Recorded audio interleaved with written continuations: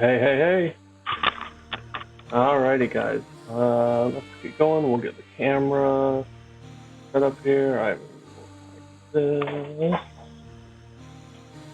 And get the focus dialed in here. Can everybody hear me? Am I loud enough? If I am not,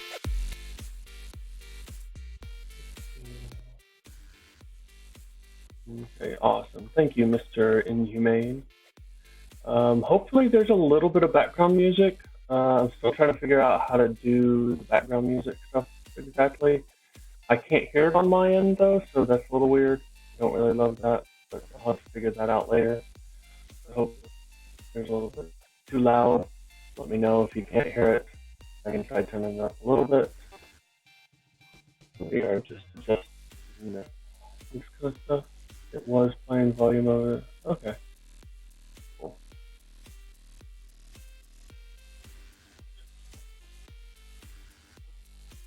Alrighty, guys.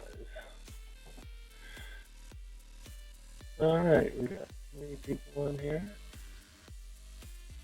Alrighty. I think I want to be. I think so. Why am I? We're gonna be right there. How are you doing tonight, Mr. Inhumane? You having a good night? Is it a good day? Where are you from? Alrighty. Ready to get going. We're gonna wait 2 or 3 minutes here just in case anybody else hops on and wants to see the beginning. We will get going here super short. Hopefully it is all good. Alright, I'm gonna move the mouse out of the way now. Okay. That over here. Doing pretty good. Mountains of Virginia. Oh, that sounds pretty. My day's been better than yesterday. I I was slightly concerned after having to like reschedule and move and internet issues and everything. Yesterday, I thought I legitimately broke my arm for about half the day, and I was like, oh my goodness, if I have to reschedule this thing, the holder thing again, like it's just not meant to be. But I woke up feeling a lot better. But I was pretty legitimately worried about that. It was not good at all. I slipped and fell and everything. Good evening, Spotted. Hello, Echo Side. Nice to see you. And yeah, so all right, so we're gonna get started here. All I've really done is I got it based a little bit. I hate the little funky they're putting based. Yeah, so internet issues. I ended up just switching providers altogether. I never had good luck with the other guys, anyways. Um, so I hate the little pudding bases that come on these things. Sometimes I just crack him off and put him on like a different base altogether. This time I just built up some texture around him, added some rocks, and then we'll just see what happens there. I've done a little pre-shading. The idea here generally is let's go ahead and get the light values light and the dark values dark, kind of where we know. So we know we want the teeth and the gums lighter. We want this eye white. If we can avoid getting a lot of paint on this eye as we do the rest of it before we get to the eye, it will make our life a lot easier. It will save some time. Trying to get nice, smooth, light colors over that area is a pain in the rear. So we're going to try to avoid doing that, and kind of the same for these up here. If we can avoid doing that, that would be great. But I'm not going to kill myself over these because we can lose a lot of speed on painting something like this if we're super careful about having to do these things. Yeah, so I think what we're going to do is we're going to kind of go classic beholder red on this guy. So I looked back. I don't think I've actually done a red one.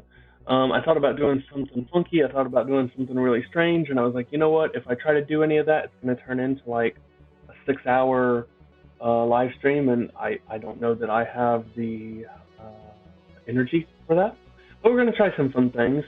I've been experimenting with watercolor pencils lately, so we're going to tackle that a little bit. We're going to use that to do some of the eye work, maybe some of the shading and everything. It's really good. Seems to be really good for subtle shading. Not sure how it's going to work out on this model, but we will see.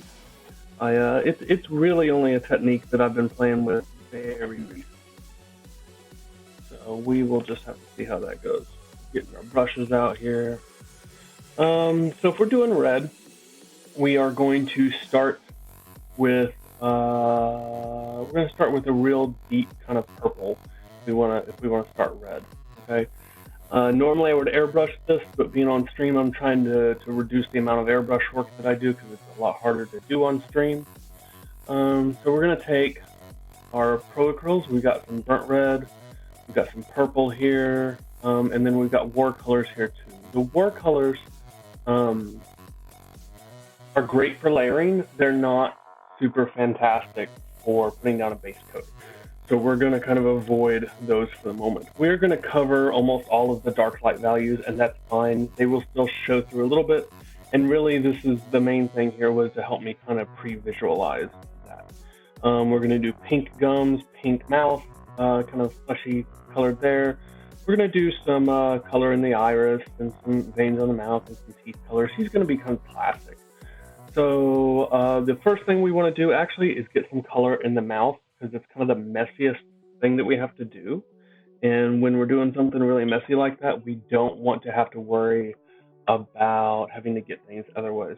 So we're going to throw down just some pink in the mouth, and then once it dries, we're going to use, I'm not a big fan of using washes, but they have their place, and the mouth is definitely a place where a wash helps a lot, because we can't really get a good brush down in there.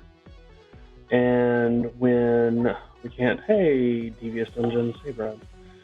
And when we can't get a good brush down in there, we're going to be doing a lot of poking and stabbing and all that kind of stuff. And we don't want to have to worry about, oh no, we already hit something that we did. I've got just a giant brush, and we're going to see how much we can get in there. And we're just going to take, the nice thing about the Pro Acryls is they are so intense in their color. See, we are not being the least bit careful here. A model like this is really all about speed. Like, you're not going to win some awards with this guy. You know, he's just going to look awesome on somebody's tabletop. So you can see, we pretty much got it all right there. Like, there's a little bit, I'm going to come in with a little bit smaller brush. But you can see that took all of what, 5 seconds? 10 seconds, something like that. So you'd be surprised how often I get questions like, how in the world do you paint the inside of that mouth? You know what? You take a big brush and just stab at it.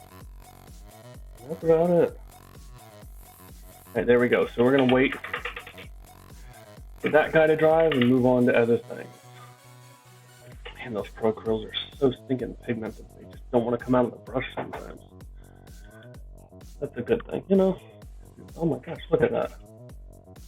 Alrighty. There we go. Alright, so now we're going to start on the flesh tones while we wait for that to dry. I think, you know what, I missed one. Dang it. I missed one little thing back in here. It would just, no one would ever see it except me, but it would drive me insane, so I gotta do it. Alright, so now we're going to start on our flesh tones here. We're going to mix some purple and red and get a nice deep red. I accidentally left a couple of these sitting out, but it's nice because the way the caps are, they don't dry out very easily. They certainly can. There we go. I like that. It's like a purpley red there. Okay. And we are literally just going to stab all over. He's probably a little more pink than I like, but that's okay. We'll come back in and we'll give him a little more red, or we'll give him a little more dark red. But right now we're just trying to kind of establish things. You can see I'm using a gargantuan old brush for this. Like these scales and stuff, man, these will eat up your nice brush like nothing. You don't want to be doing anything fancy on this kind of work. In fact, these scales, are really, you're going to want to dry brush these guys, and that's what we're going to do. Like, you don't want to be breaking out your fancy, nice brushes and trying to paint individual scales and stuff like that. That is just no fun. Alrighty. So we're just getting this down. This is a little lighter than I want, though. So we are going to come back in and brighten up some of darken up some of it, but we're going to go ahead and get this down because it's a good base tone for what we're doing. Alright, so what we're going to do here, we're going to take more just to start that here. There we go. There we go. And we're just going to kind of, there we go. If we get any on the little clear part, not a big deal. Normally what I do is I'm not super careful about the clear part there because it's a massive slowdown in speed trying to make sure that you're super careful about it. And like I said before, this is a model that I really like to get done quickly. And so what you can do at the end is you can take a Q-tip, a little bit of acetone, and just totally clean up that little edge. You get some on the clear part in about 1 minute plus, and that way you don't have to worry too much.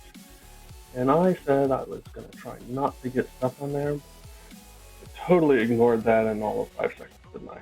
Yep. That's okay. We'll just wipe it off. We're just trying to make our life a little easier later on. All we're doing is getting down some base coats here, guys. The main thing we need is just decent coverage here of something that's approximately the tone that we want to start in. It doesn't have to be exactly where we need it because we're gonna layer up and stuff like that. Roll 2. I'm gonna do the right, I am gonna be careful around this eye. I'll switch to a smaller brush and get closer there. I really don't want to mess with that. A lot of time trying to get smooth white on that eye, otherwise I just really don't want to do that.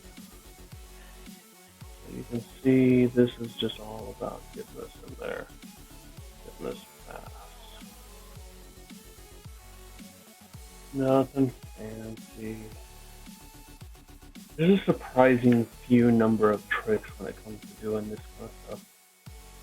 I'll show you some of them, but mostly it's just having the right tools, the right paints, a little bit of know-how, and just taking your time and knowing what you're doing.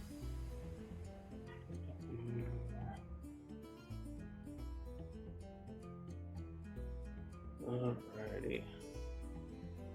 What we'll do is we'll come back in with a smaller brush and we will get those are all the details that we need here. This brush is just really good for getting this down quickly. And it's actually a benefit. It's all like flayed and terrible because it's really good at getting down in these cracks and crevices and stuff. These WizKids figures, they come with what they say is Vallejo primer. I have a lot of trouble believing it's actually Vallejo primer because it doesn't really act like Vallejo primer. Or maybe it's just because they put it on there like so ridiculously thick that I don't know. But it is rough going over their primer, guys. So I highly recommend that you take some Badger Nile Res or something and go over it. The primer is just terrible.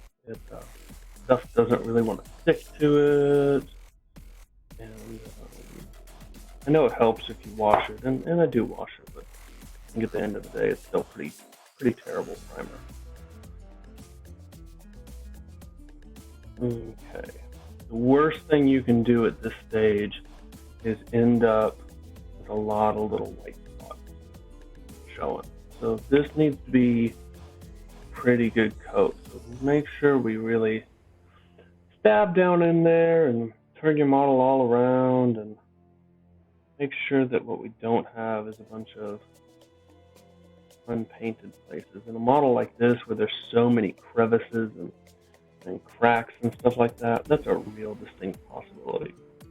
Yeah, see, we missed all that right there.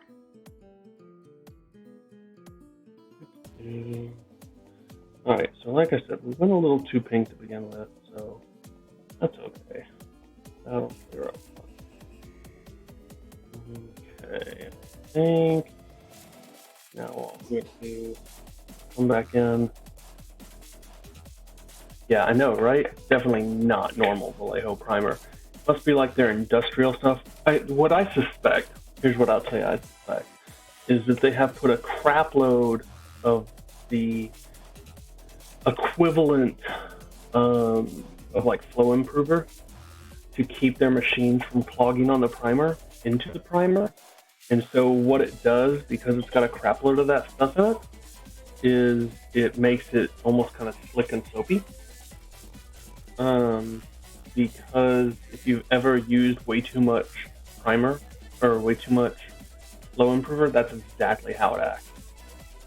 Is like that. And I understand that they kind of have to do that in order to keep it from clogging their machines, but the downside is it sucks. Alright, so all we're doing right now is just touching up. If we get some on these eyeballs, that's fine. We're just trying to not create mountains of work when we want to paint over them. There'll definitely still be some,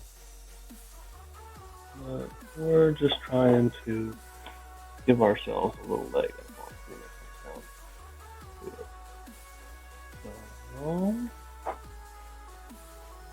So, paint. I think my least favorite part of this is these eye stalks. It's just not necessarily the stalks themselves, the eyeballs. I just never really painted the eyeballs in a way that I was like, man, I like how I've done that. I've painted the skin in a way that I really like. I've painted the gums. I've painted the main eye. I've painted all of those in a way that I was like, man, I am happy with that. But I've never painted these where I was just like, yeah, I'll take that, for sure. I'm always like, it's done. But I'm always also doing them last. So I think I'm least inclined to spend some time on them. Alright, so now what we want to do is take this in here. We're going to do this same color red.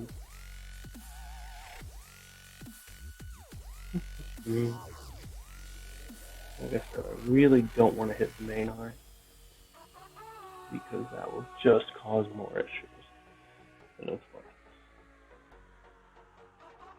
One time I just wasn't being careful at all and ended up like painting the main eye with like red or like black or something like that. Oh my gosh, it felt like a million coats of white just to get that thing back to some semblance of normal. Alright. There we go. Alrighty. Red beholder, yep. KD paints. We're going red. Alright, so while we're waiting for the red to dry, the pink inside the mouth is dry, so we're gonna throw some purple wash in there. I like purple for shading the stuff in there. So we're trying to maximize. Fourth spot on the left has, oh, it surely does. I would have caught that eventually, but saving it. Oh, look. Hey, oh my goodness, I missed the entire bottom.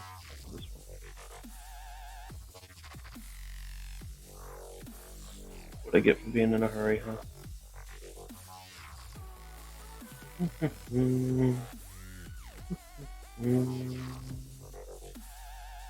The nice thing about the way we primed is if I miss something underneath, odds are it's going to be very dark colored, and we would never really see it to begin with.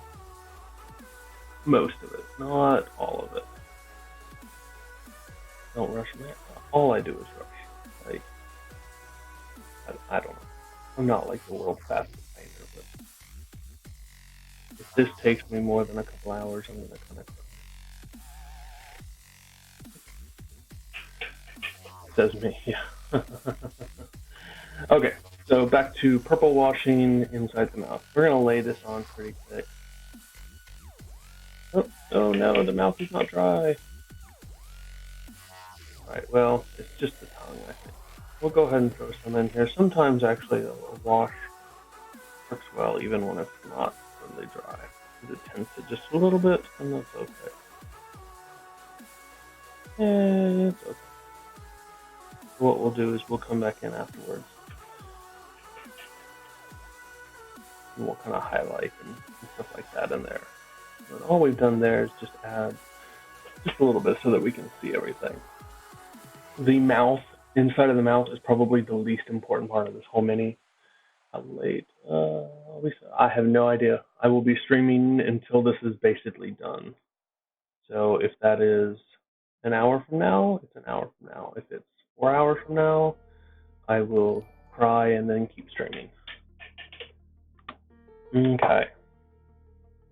So, alrighty, that's about done. Alright, so now what we do is we're going to start just working up the scales. The scales, I mean, super easy. We're going to work up basically just through the Watercolor's red range. Watercolor's has all of their colors set out. If you've seen the Reaper Triads, it's similar to the Reaper Triads, only they're a lot more expensive. This is red 5. Higher numbers are always darker numbers, and then 4, 3, 2, 1, that's going to be the lightest, and then I decided we'll probably go up a little bit of orange just on top. Okay. Like I said, you really don't want to base coat with the normal watercolors. They have a line called One Coat, which is very good at base coats. It's very thin though. And you could definitely base coat with those, but these are just, even the ones that say opaque are not that opaque, not compared to something like we just did with like the bow curls. So what we're going to do here is we're going to put a few of these out, and we're going to do a little bit of just real quick kind of blends going up. You'll see how fast it goes. We're using a big makeup brush for this. You absolutely do not want to use your like 00 whatever for this. It will not work. You will take forever. Like, use a big brush. Also, we're not quite dry brushing, but it's closer. So do not put your brush in water for this, or it will not work. So this brush is dry, but we are not going to be dry brushing yet. We will get to that for sure though. Alright, so what we're going to do is we're going to take some of our red here. We're going to get, not all of it off, but we're going to do that. And then we're going to go pretty fast here. We'll come back and we'll catch the exact edge of this later. And all we're going to do is just work up. We're going to take that next lighter color right into that. And we're just creating a real subtle blend.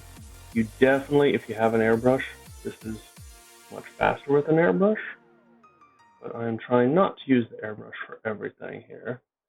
Right now we're going straight into that color.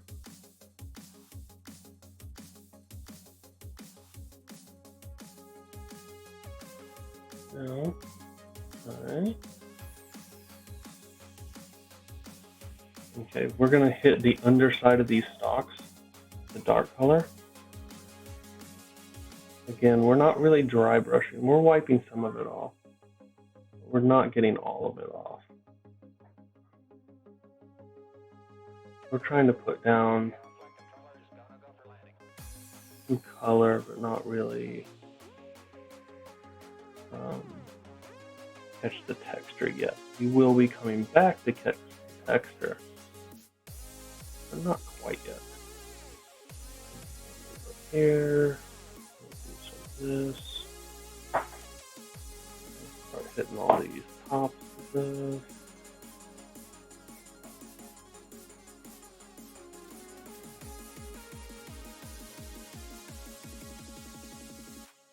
I ran out of number 4. Now,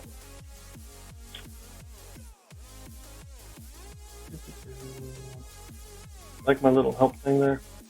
I thought that was kind of neat. Alrighty. We're just getting our... Sometimes we talk about establishing volumes. What do we mean establishing volumes? We just mean we're getting the light areas and the dark areas to create the shape of the mini. In this case, what we want him to be brighter up here, darker down here. So we have to kind of help that out a little bit. So now we're moving up to, this is red 3. This is going to be kind of the main color up top. Okay. So you can see we're definitely brighter up here than we are down here. So that's what we're going for here. I'm not going to mess with this area with this brush. We're going to have to break out a smaller brush for that. So now I'm just going to kind of come up here. And get these. Okay. Alright, so what we've done here is we've kind of established which areas are bright, which areas are not. We haven't really done texture. Okay, so this is the point. So this is the elf brush. This is, if you notice, when the equipment thing, it mentions the elf makeup brush. This is an elf makeup brush. They are super fantastic for this kind of work. They're $1, I think, and this one was definitely $1.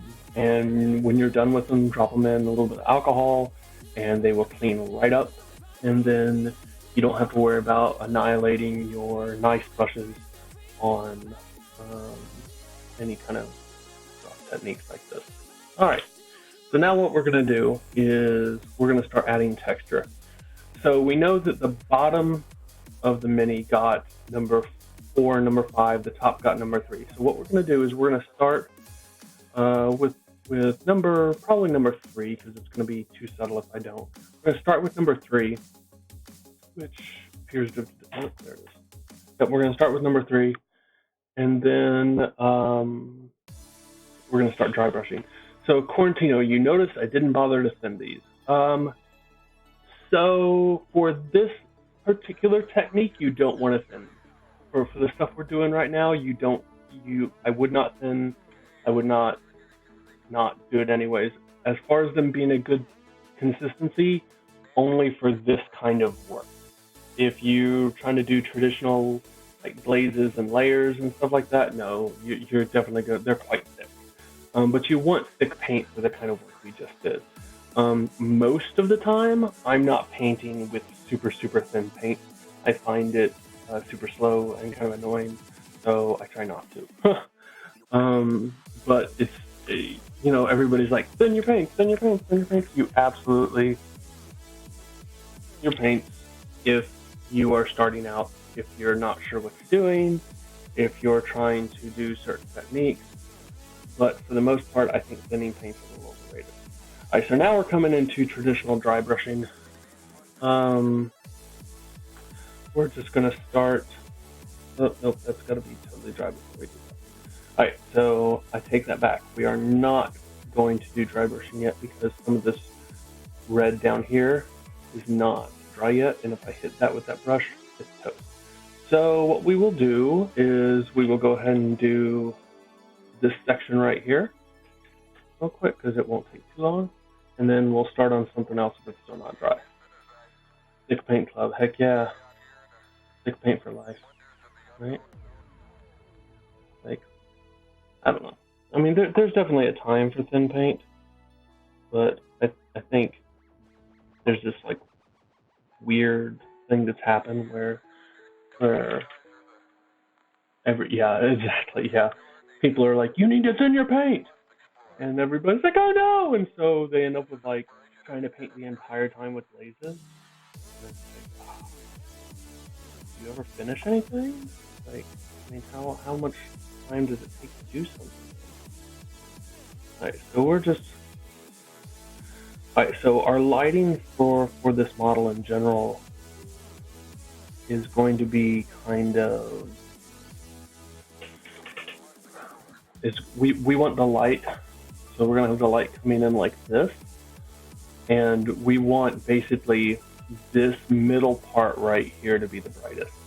So this is going to be bright, and this is going to be bright, because we're trying to draw the viewer's focus here.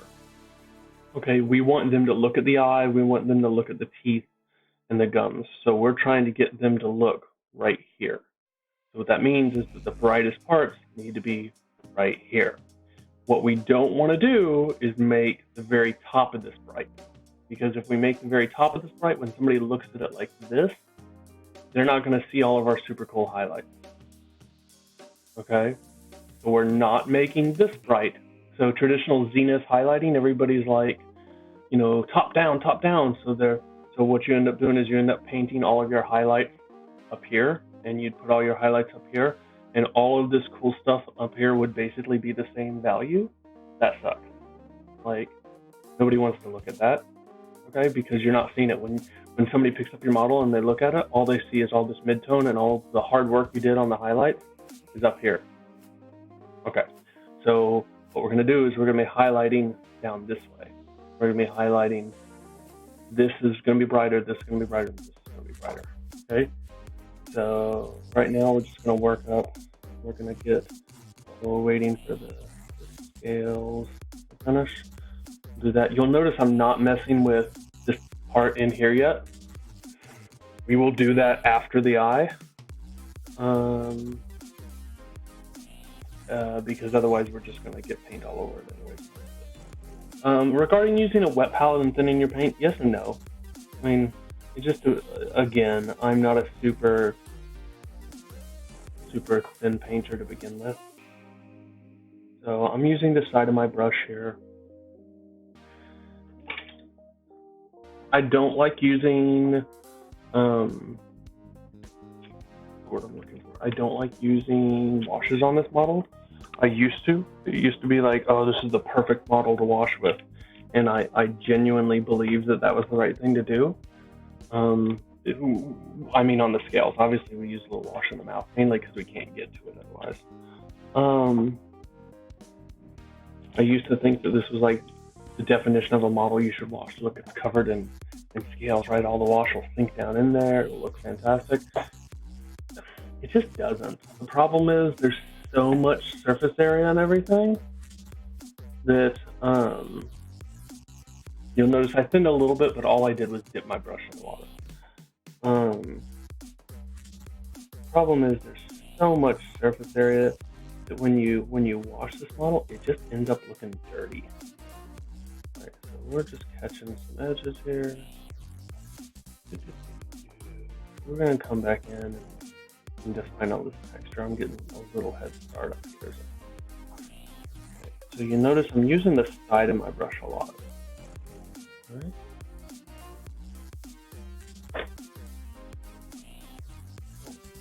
If your palette is thinning paints a lot, if you find that you're not needing to do hardly any at all, you might actually be,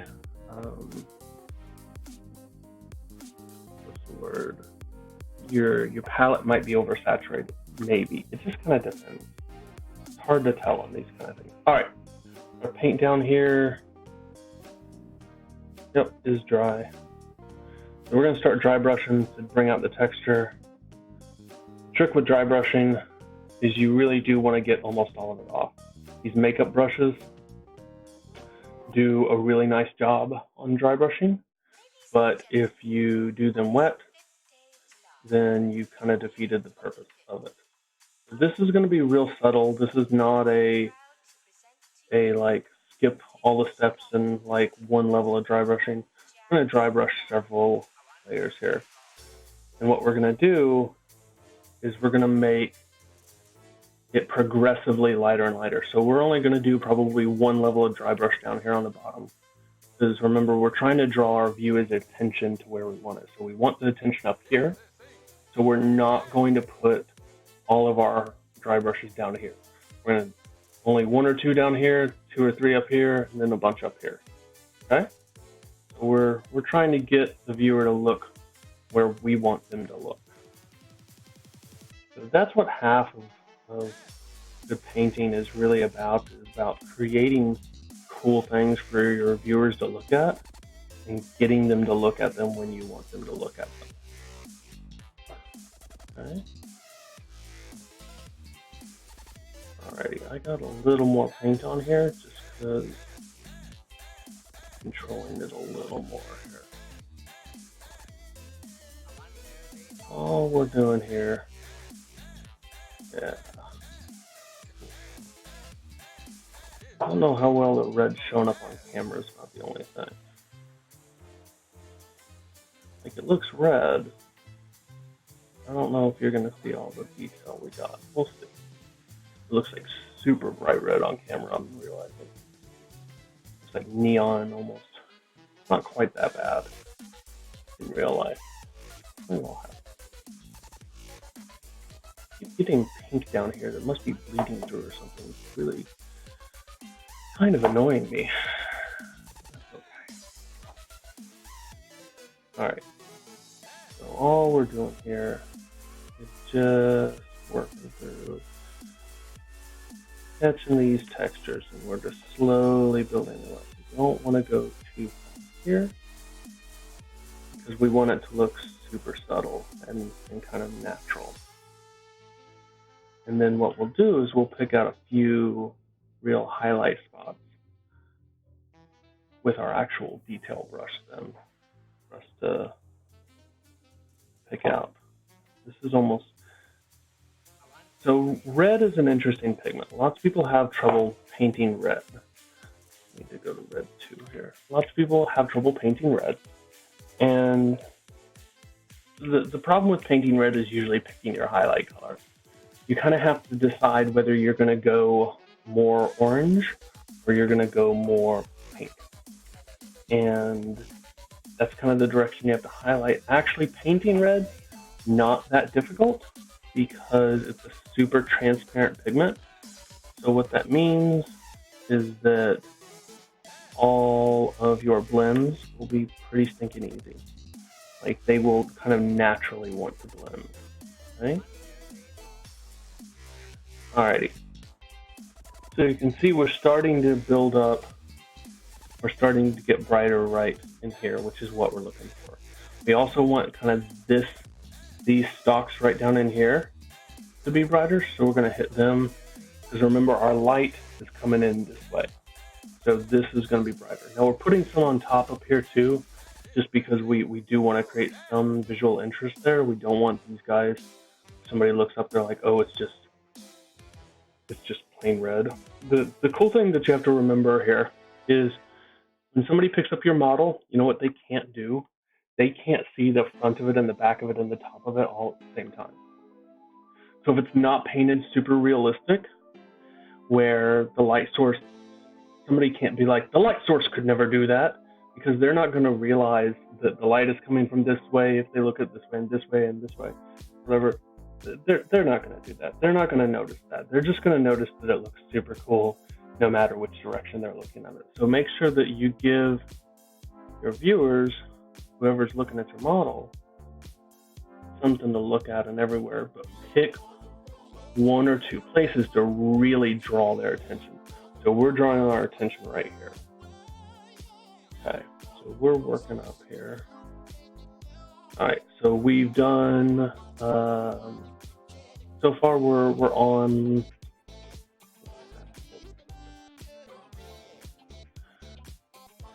So far we are up to red 2, so we're going to go to red 1.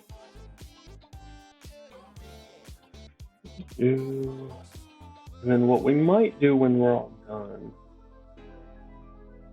is we might take an airbrush and we might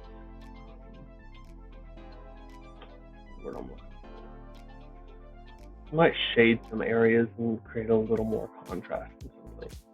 Make some place a little darker, stuff like that.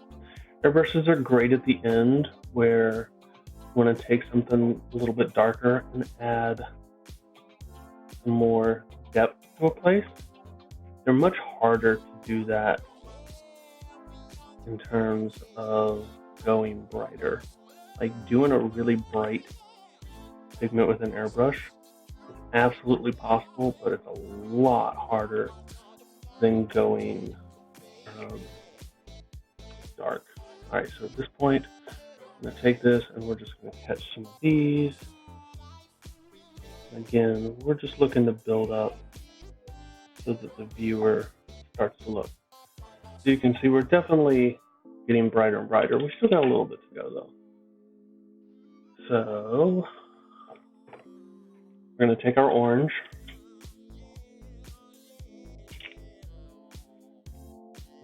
Okay. This is going to be the final kind of red color we do, but then I got one trick that we're going to do. Because if we notice, it's definitely brighter, but it doesn't really pop. And what we really want is for some of this stuff to really pop, right? So it looks brighter, but it's not like, that's very pop like when some of my other ones. Some colors naturally do that more. So the blue one I did, the Xanathar recently. So blue is a really nice pigment for that kind of effect, because when you highlight up blue, it's got a lot of white. Okay, when we're highlighting up this orange color, what it doesn't have is a lot of white. Orange. Okay, white is a very opaque pigment and covers very well. Okay, that can be good and bad. We talked about that a few minutes ago. Okay. What we need to do though is we need to add some white without adding really white. We don't want it to just be white. So what we're going to do is we're going to take some of our bright ivory here. This has a lot of white in it. It's not straight white, but it's got a good chunk of white in there. We're going to mix a little bit of that into our orange. So the deal with adding white to a color or something with a lot of white is a little bit goes a very long way, especially on a color like orange.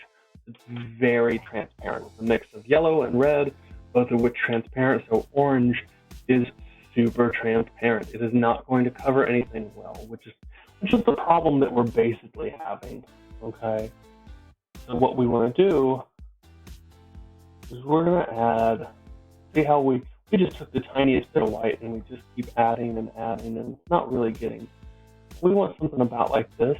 And what we're going to do is we're going to dry brush over that with this. Only up on the top.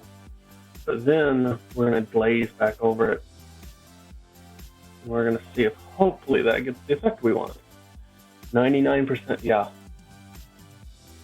Well, so that's because white is so opaque that it just, yeah, see, we're getting a little more of what we want, which is showing off some of the texture. We might go a little brighter still. And then what we'll do is we'll come back in with that nice transparent orange and just kind of glaze over it. We're actually going to go a little brighter yet. Yeah, putting too much white is so easy to do. And I think that's why, to be honest, people are scared of highlighting things, is because the moment you start to go bright on something, if you skip too many steps, it just becomes super chalky and super evident. So the brighter you get, the smaller your steps have to be. So if you've got like this color to this color, that's a dark, you can do that to that, and it's fine. But you know, if this was our brightest and we wanted to move all the way to white, we couldn't go this color half, you know, white or ivory and orange and then white. We couldn't do that. To get from this color to this color, if we wanted to do it in small steps, would have to be like 27 steps. I'm kind of not kidding. It would be a lot of steps if we wanted to make it all the way from one to the other. So we're going to switch away from the makeup brush real quick because I don't necessarily want to cover this evenly. We're going to do a little more controlled. So just trying to kind of catch these tips. This is where we're really going to start to do this. The problem is we've shifted a little bit towards pink, which we don't really want. So what we're going to do is after I do this, we're going to glaze back over it with some of that orange. Okay. You can see we created all that contrast, right? Now we're going to get this good and dry because we're going to hit these stalks up here, and I'm not going to have nearly the same level of control that I just did. Yeah. We're just trying to create this sense here. Okay. You can see we're just adding some of this. We're going to come back down here, get a little more. And come down here. Get some of that. Trying to draw the attention up this way, so we're going to get some of this. We're just trying to make it so that the viewer, when they look at this model, this is where they look. So right now this looks kind of funky. And that's okay. Because, alright, I'm taking a little bit of pure ivory and we're going to do the same thing. It's looking a little funky because we've bumped up the contrast independent of the color. So you can see now that looks super bright. Okay. That's what we want. We want to draw the attention. A little bit there, a little bit there, a little bit there. Okay.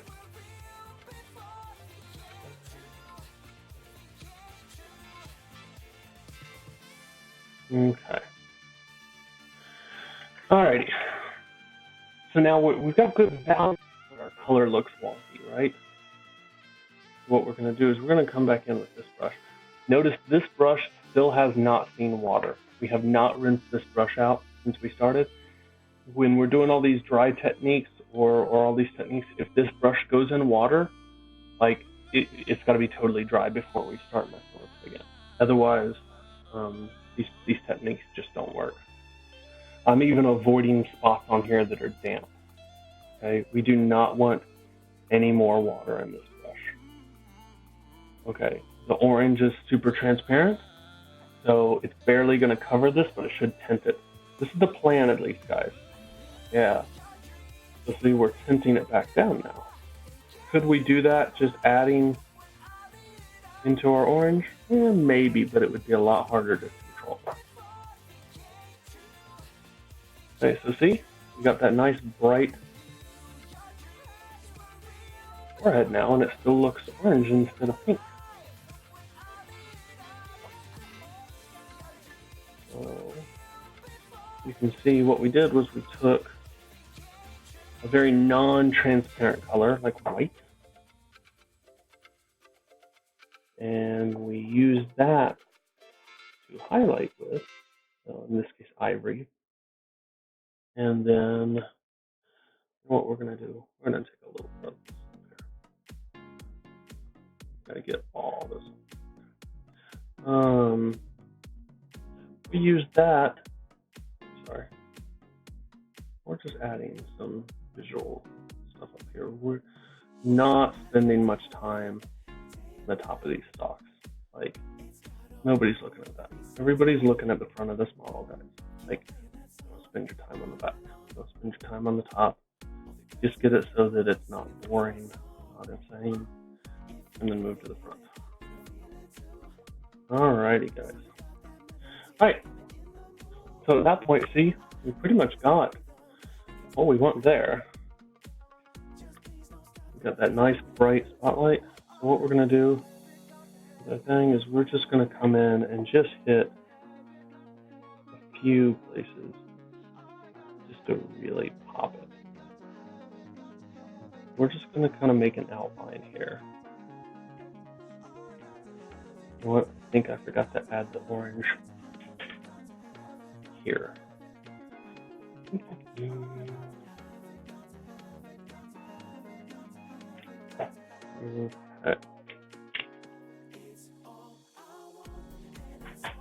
How's that looking? I think it's looking good. I like it. I'm happy with it. Alright, so now all we're doing here is we're just going back over here. And that orange is not going to mess with our red too much, but it is going to mess with our white. That's the deal with transparent colors, guys. That they're not going to affect your darks nearly as much as your lights, and that's what we wanted. We were using that to our advantage. Alright, looks like our wash is still a little wet inside the mouth, so we're not going to mess with that. We do need to at least highlight the corners here just a little bit.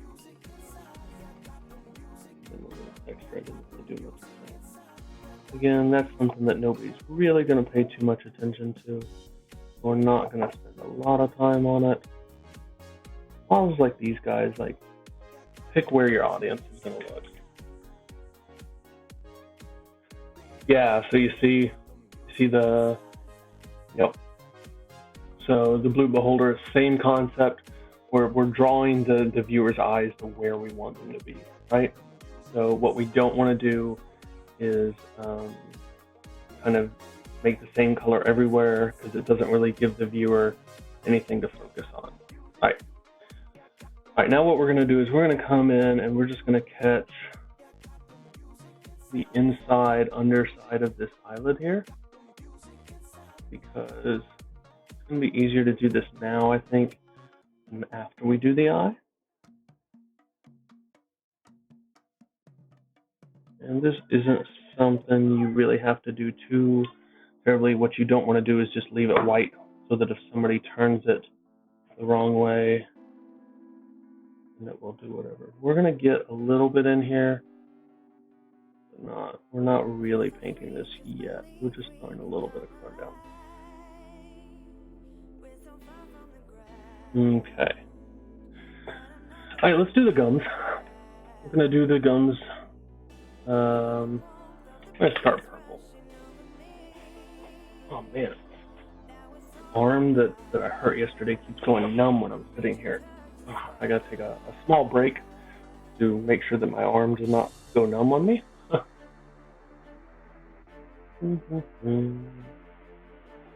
Any questions so far? Anybody think that have any problems, any surprises? Anybody like it, don't like it?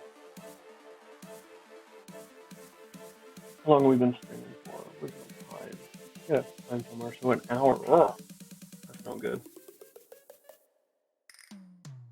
Alright, so we've pretty much got the skin done. We could definitely spend more time. Oh, we lost. We could spend some time on more places and really add more highlights if we want to. You know, we can come through and we could add a lot more down here. We can do that. We can come through and just add some visual texture to things. You know, but I really don't recommend that you spend your time doing that, because it just, the payoff is very small. You just, orange over the white was neat. Thanks. Yeah, I like it. I find it easier than just adding orange continually in, or adding white to orange. So with orange being so transparent, I find it easier just to do the white stronger and then glaze it back down. It just works. It works out better for me for whatever reason. Okay, gums. Yeah, let's do the gums. We are going to do them very similar to the inside of the mouth, only we're not going to. I'm trying to find the color I want to do. Yeah, we're going to start purple here.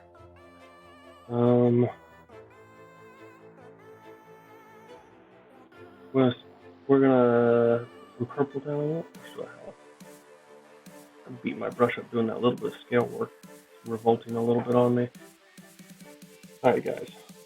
So we're just coming in here. These are gonna end up pink, but I'm doing this to get shadows in. You do this with a wash too. Sometimes I do this with a wash. The main reason I'm not doing this with a wash right now is not because the wash is necessarily bad for this, but because a wash is going to take forever. Oh my gosh. I feel like washes just take forever. We've got only so much time here before I turn into a pumpkin. Guys, I told my kids that if they left me alone to do this, then they could stay up later, and they're like, you should stream more. Like, yeah, I know. Alright, so we're going to totally cheat a little bit on these gums, and there's a lot of super fine texture. I know, right? There's a lot of super fine texture, little bumps and everything on these gums, and I don't know if you can see it real well. Let me try to zoom in a little bit, see if you guys can get an idea. There's my zoom.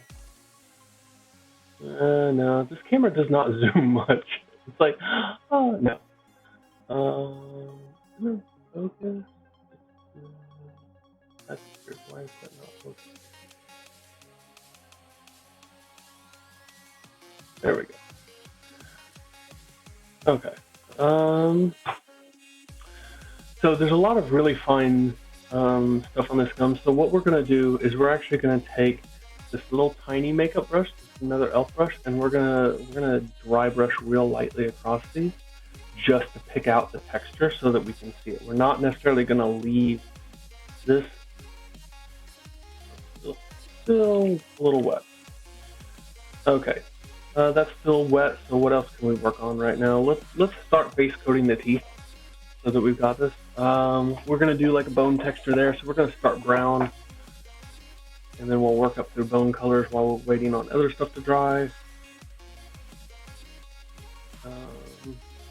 This is another kind of thing where like you don't really, nobody's paying attention to these bone spikes. Nobody's gonna be like, oh my gosh, your bone spikes are amazing. The spikes in general. The feature of this model, what everybody knows about the Beholder, is what? It's the eye.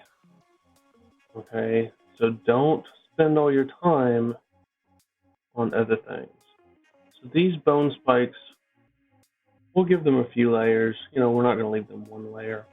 But like, when I paint the underside of that underside of that spike's getting one layer. I'm not adding texture. I'm not doing anything on the underside of that spike because nobody cares.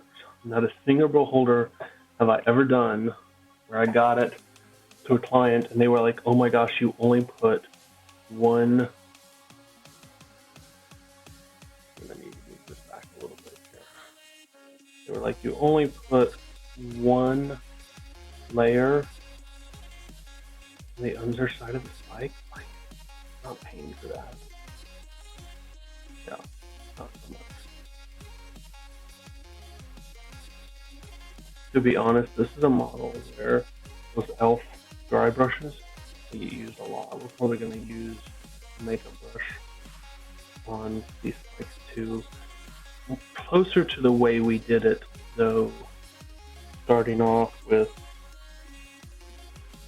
the thing. Not so much the dry brush, more of a stipple, spiky, stabby motion. So you want to. So when people think of blending, what they're really saying most of the time is they don't want to see brush strokes.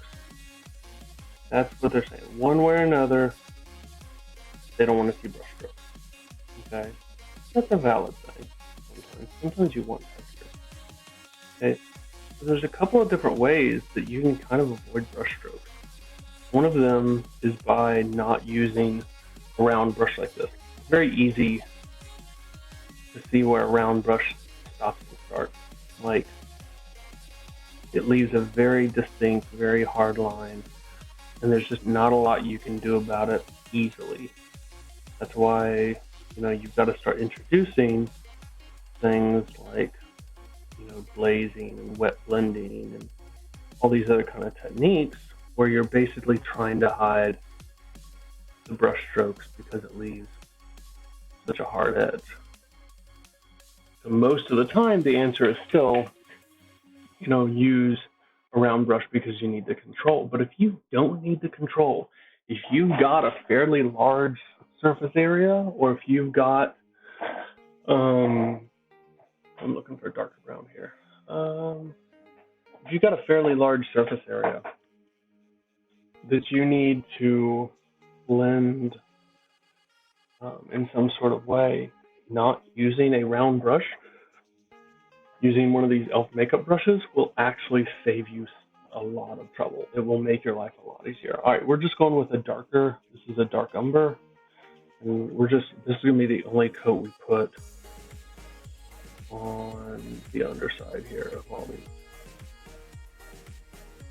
We're trying to be reasonably careful here. I'm using a number 8 craft brush. Probably should have done the underside of these first. That way it would not show up if I touch the top, but we're going to be painting a lot more on the top too, so it shouldn't show up. Sorry if you don't have a good angle on what I'm doing here. There's just really not a good way for me to show you when I'm doing this, but all I'm doing is just catching the bottom edge of all these. There we go. Okay. All those up. This is a model where I feel like no matter how many spikes I paint, like I always miss one. Like there's always like, oh crap, I forgot about that spike. Just so many little spikes. See, I missed these guys down here. These guys are another one. Like, don't spend your time painting these guys. Don't do fancy blends on those guys. Nobody cares. So Fortino, would a 2-brush blending be good for those spikes? Yeah, that'd be fine. What I'm going to do is about 100 times faster than that. That would be fine.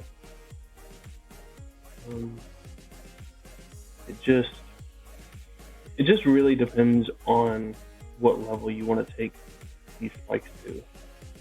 If you want to go super fancy and you're convinced that these spikes are something that need a lot of attention, and I don't know, that's a decision you can make. And yeah, go for the 2-brush blending. But on things that are bone like this, that we've decided to make these bone, I don't think that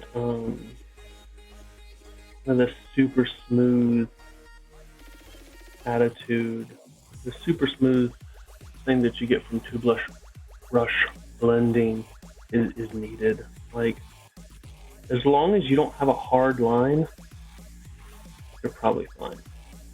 That's what we're gonna avoid here, is a hard line. Right? I think I got underside of all these. Nope. See, I missed a big one. Alright, so I'm going to show you what we're trying to avoid. So what we're trying to avoid is when we come in here and we do that. See, there's that big hard line now. It's a very well-defined line, and there's nothing we can do about it. Okay.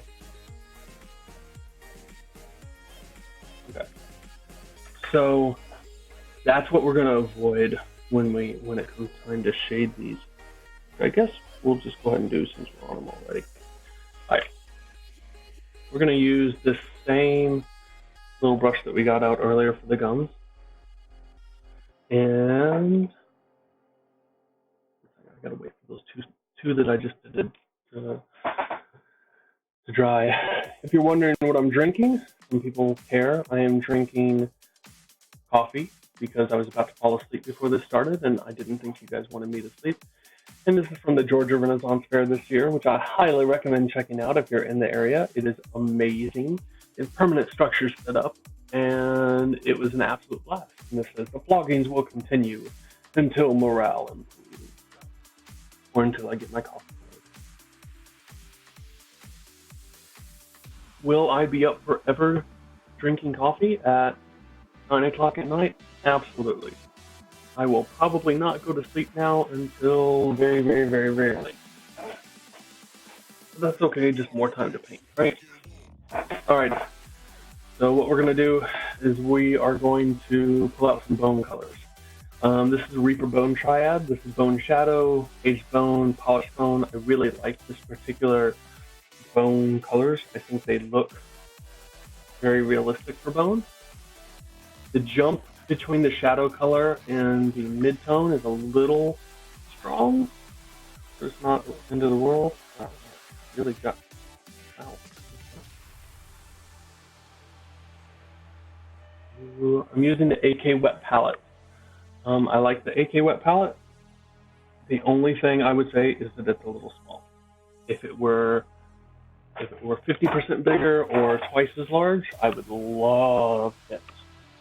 It would hands down be my favorite. But I'm learning to enjoy a more limited palette to a degree. AK contacted me. They said, "Hey, thanks for reviewing our palette. We're going to send you some stuff." And I was like, "Yes, please, absolutely." All right. So all we're going to do is we're going to take this, and we're going to do this same kind of stabby stab motion here. This is our. You'll notice, not being careful here, you're not going to see a huge dramatic change to start off with here. You will on the next layer here though. All we're doing is just reinforcing our first layer that we put down. Okay? And then when it comes time for the next, you'll see where the magic starts to happen a little bit. By using a non-round brush here, for this kind of surface, we're going to avoid seeing super obvious brush strokes, and it's going to look more like you took a long time to very carefully blend it. It's not going to look perfect. It's going to look way better than if all we did was a few easy ones. All right, so now we're going to take our next one. This is a little bit of a jump, a little too big of a jump. I'm just going to mix it right there. There we go. Tones it down a little bit. Gotta wait for these to be totally dry. And I think these are dry. And then we're not quite dry brushing. We're pretty close to dry brushing, but it's more of a stab and less of a scrape than a traditional dry brush. But overall, when we've got things like this that already have a lot of texture, you know, it'll take this kind of technique well. And then if we decide we want to tone it down a little bit, you know, if we want to add some more depth to it, there's a couple of really easy things we can do there. Because we're probably going to want to do just a little bit. I think we're going to break out the watercolor pencils and try a technique on these. It'll be good to practice before we get to where I want to.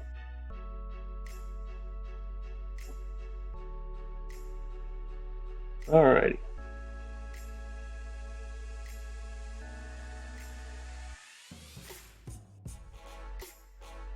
Okay, so now what we're going to do is we're going to go ahead and jump up to the top one here.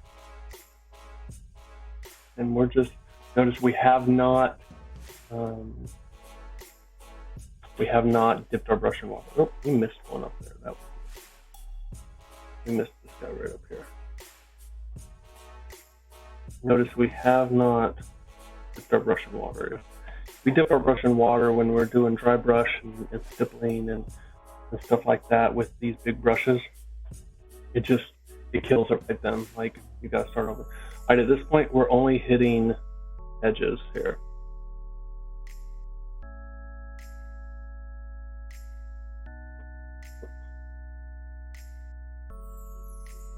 Okay. Now, as I'm doing this, my first thought comes that I wish it were darker towards where the scale started, nearer the body. Like, I feel like there's not enough transition there. Got a few options. What we could do there, we could, take a wash and run a wash on it. There's a few different things, but we're going to try one of them that I've been. All right, so you can see already. There we go. So you can see already we've got pretty nice, there's no obvious lines. It looks bone colored, everything. I just think there's not enough depth here. So what I'm going to do, I'm going to grab a water pencil that's a darker tone here.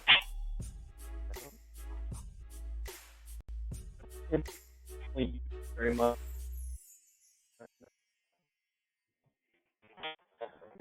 Because you're going to have to seal them. The huge advantage of watercolors, though, is that they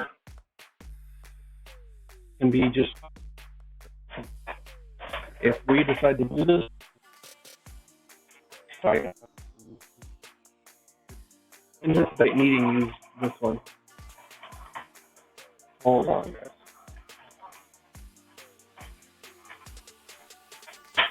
Alrighty.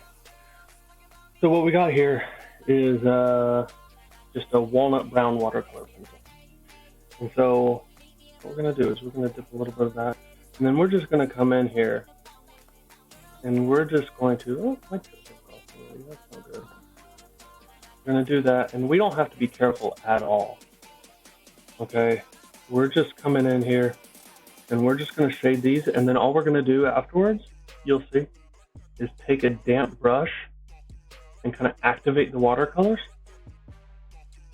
and hopefully we'll do like it's supposed to. I gotta get it back on. I'm gonna have to get a different pencil sharpener. It isn't attached to my camera desk. Okay. So all we're doing is coming in here and just doing this. Like I said, the big advantage here is that if we don't like this, it's non-permanent. If we like it, we're gonna hit this thing with sealer anyways, and then it becomes permanent. You can use watercolor pencils to pre-shade an area. Let's say you're doing folds in a robe, okay? And maybe you're doing blue for the robe. Take like a purple watercolor pencil, real dark purple, and just run it along the inside folds of the robe where your shadows would be. And then when the blue paint gets down in there with the purple, it's going to reactivate all that purple, and it's going to tint the folds of the robe for you. Unlike normal paint would, because normal paint won't reactivate. All right, hopefully this works. Like I said, this is a technique that I'm still kind of deciding if I want to incorporate a lot. We'll see. It's a lot of fun to mess with though. You can get some really subtle tones. All right, so now all we should do is just take, yep, look at that. You see, we just did that. Look at that. And then we just take,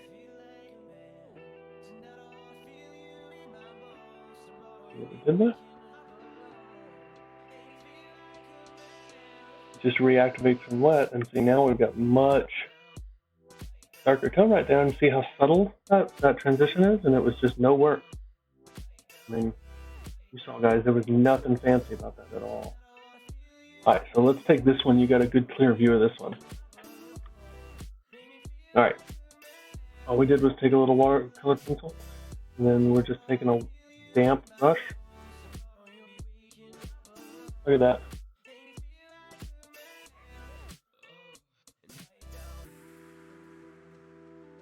Yeah, isn't that neat? I think it's pretty cool. I was super excited to kind of start playing with this technique. I think it has a lot of potential, and I think it's super easy. And the coolest part to me is that it's basically impossible to make a mistake. Like, if you don't like it, it literally just take some water and wash it off. Make sure you are doing watercolor pencils. Like, this does not work with normal pencils. Like, they have to be watercolor. I also recommend, if you discover that you like this as a technique, then invest in a decent set of watercolors.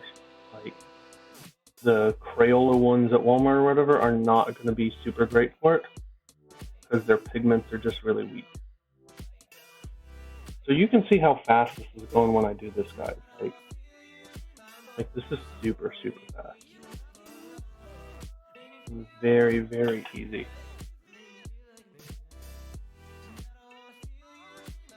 Also, this is a technique that like nobody is talking about.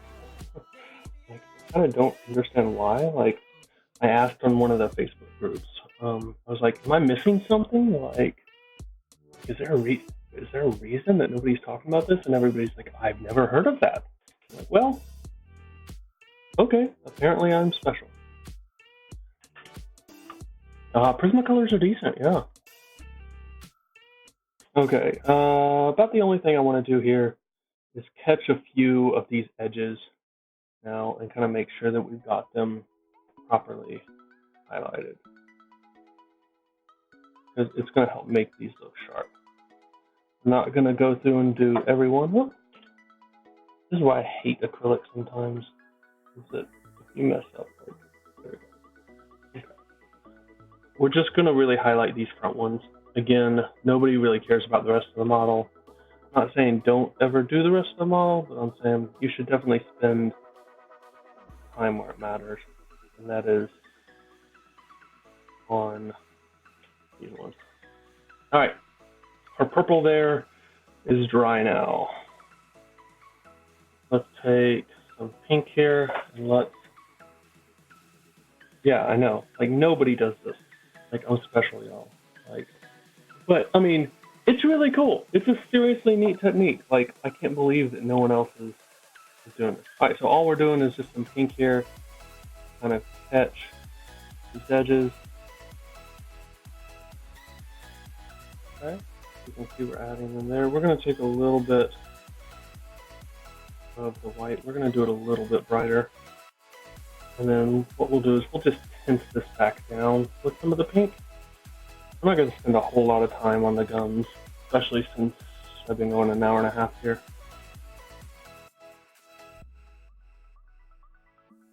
So what we're trying to do is just get this texture, and then we're going to break out the brush and highlight the texture a lot. Okay. So now what we're going to do is we're going to take our brush and take some pink. We're going to make a real light pink.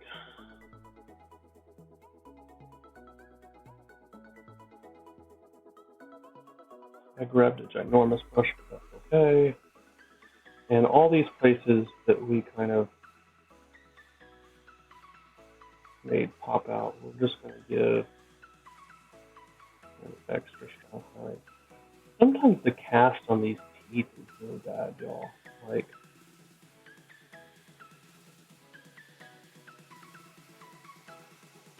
I don't understand why, but sometimes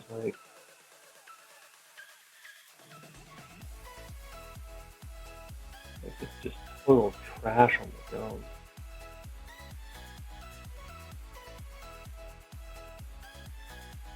Alrighty. Go one level brighter. And then I don't love the color. Name the technique. No, I mean, I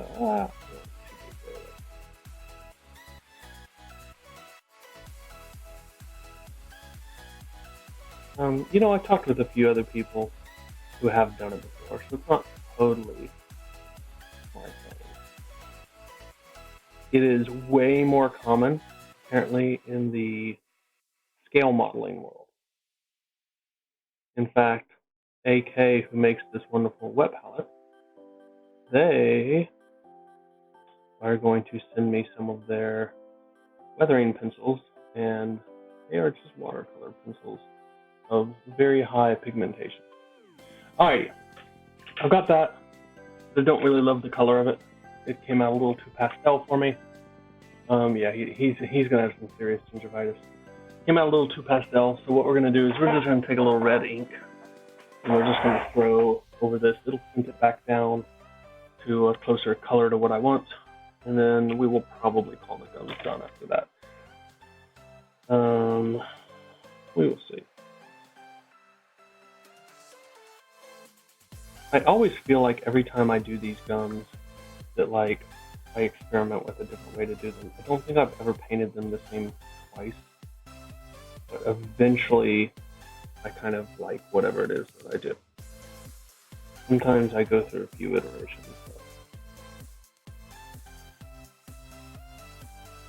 Okay. We might have to hit that once or twice, I think. Send it out a little too much, we'll see. Yeah, not really. Okay. I might end up going with a wash. We'll see. We're going to do these teeth real quick. These teeth are super fast. Do bone colored teeth.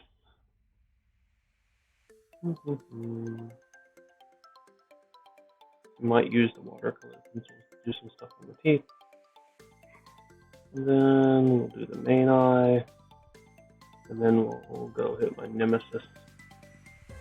The little other eyes. You'll notice I am not being super thin. I did not put a bunch of water in here. I do not want to do 27 coats on these teeth.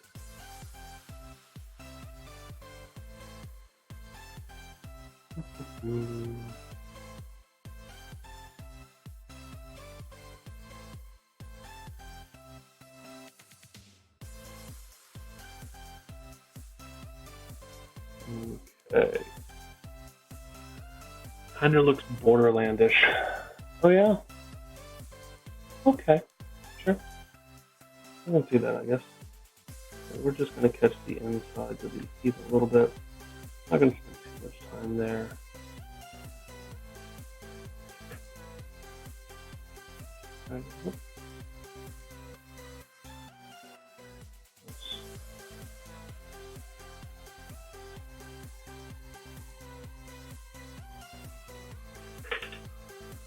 Okay, that is... What in the world did I get red on that white on my eye?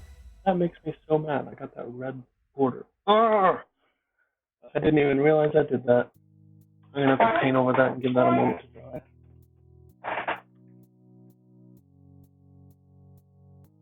Whilst we are waiting for our teeth to dry, I will do that rather quickly. Then we'll come back and finish the gums. We'll highlight the inside of the mouth real quick.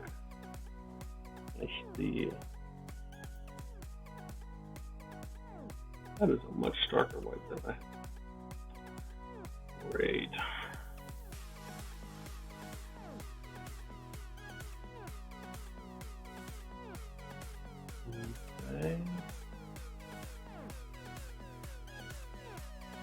Okay. The gums with the colors. Oh, okay. I gotcha. Yeah, I don't really love the gums right now. Like, I'm not really feeling them. I don't know. They're a little too something for me. I just haven't decided what.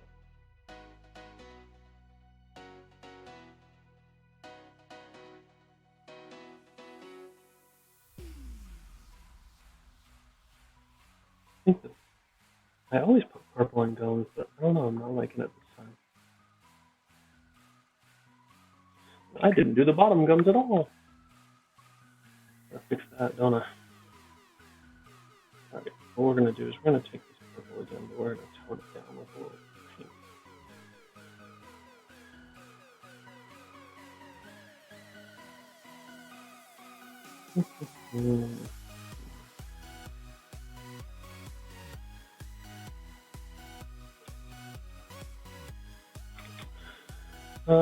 We're gonna do our same bone tricks over here, I think.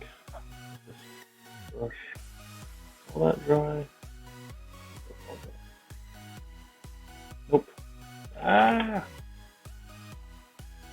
I hate it when I get in a rush. And I'm gonna clean out this brush real quick. I got a few of them laying around. The bristles are so short, if it gets really in there, it looks terrible. Alrighty. I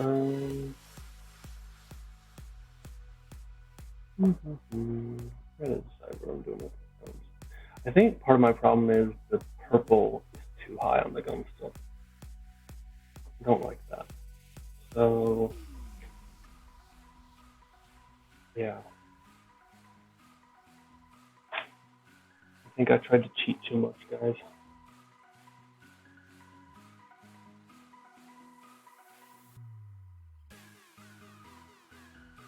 Maybe we'll just come back up here and just re-highlight up here.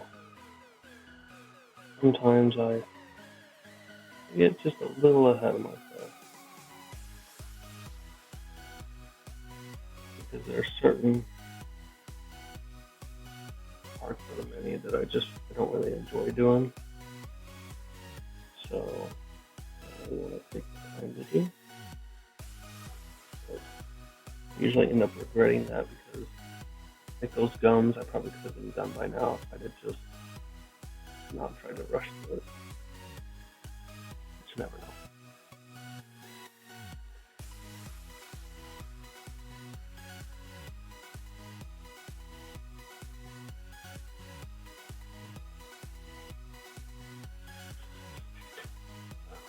Where did I find my number 8 brushes? Those are from Hobby Lobby.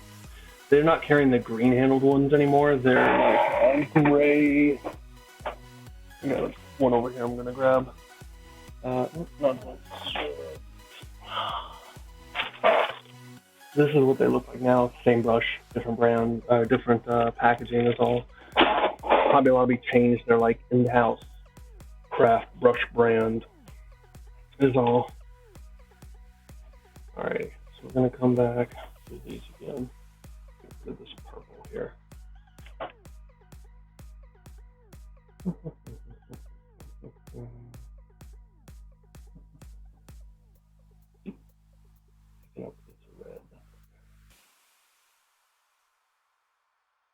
That red ink is taking forever and a day to dry, y'all.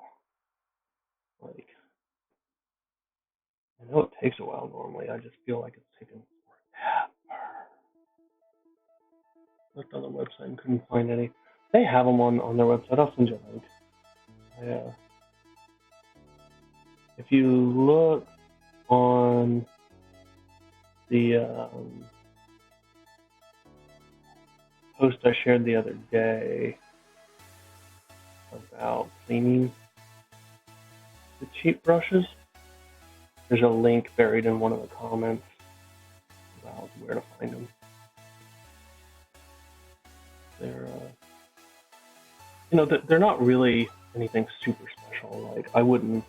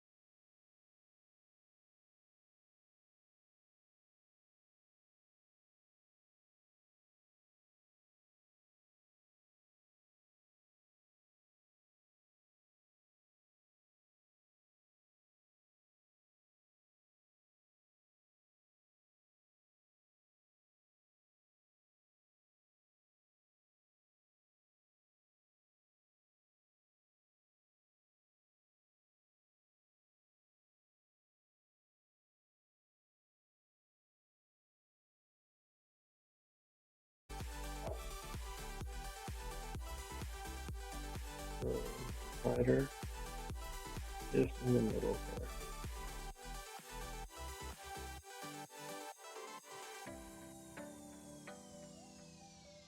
There you go, look at that. See how easy that was, y'all? Like crazy fast. All because we had the right brush with the right thing. We gotta see just a little bit.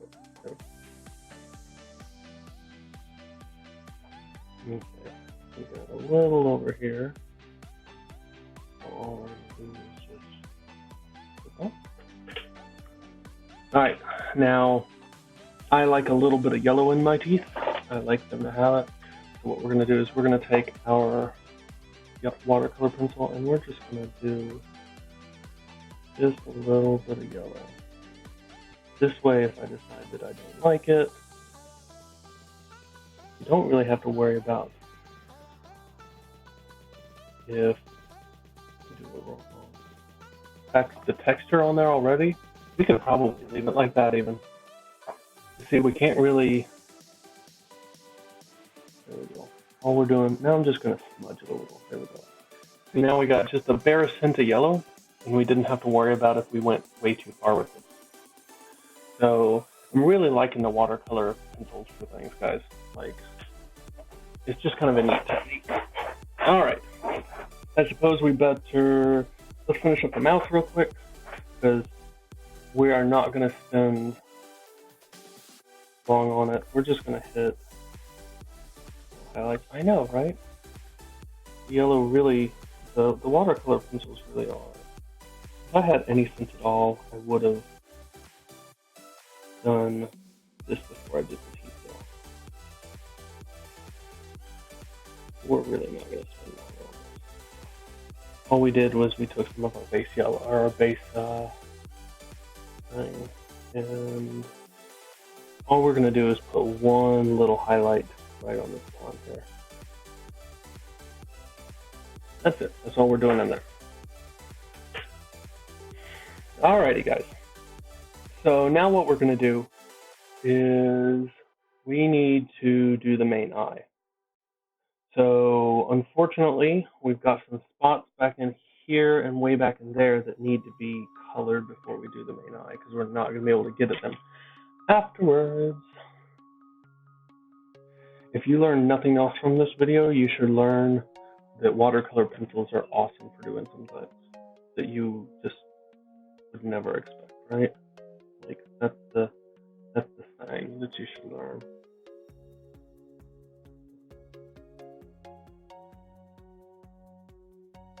Okay.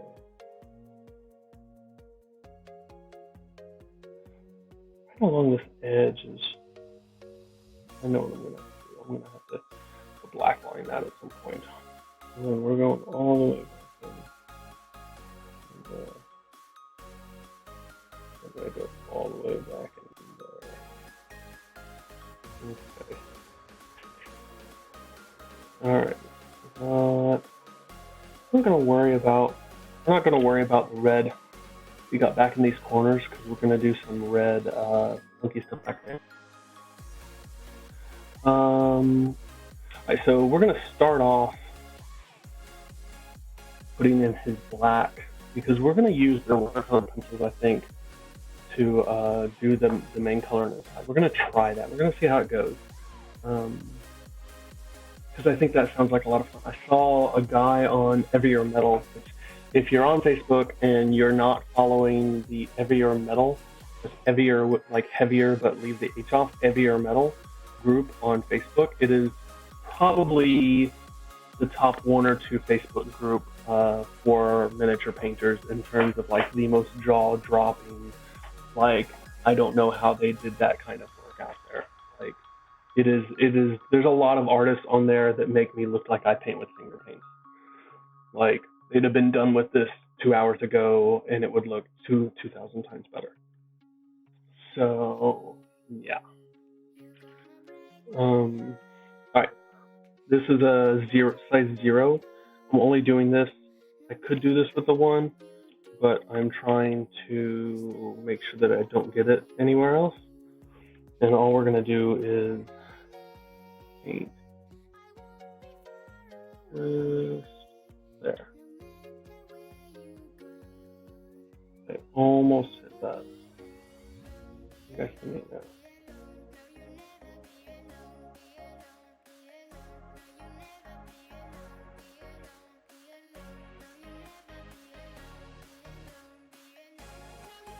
All right, so we tried using the white. You know, I've wondered about that actually. You know what? Let's do this. Let's not try to use a white. Let's try to use a real light pink. I think I have a light pink watercolor. Let's see if we can do something there. I don't know. It might not be light enough. So typically you have to go light to dark on watercolor. So it might. So let's see how this does. I don't think I want that. So here's the advantage. If we don't like that, let's just wipe that. There we go. That is done. Now white watercolor, kind of a weird thing. So I don't think this is going to work. It might. Kind of.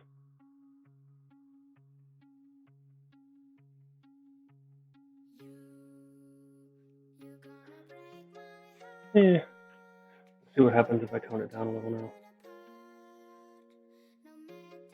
Yeah, I don't think it's gonna go well.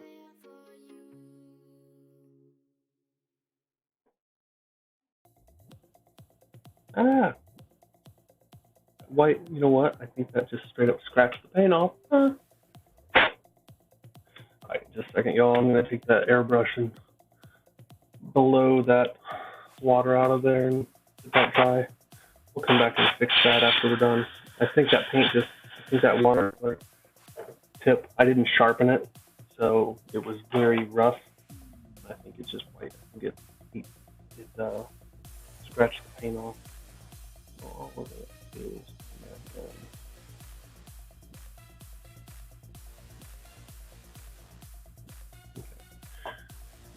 Okay.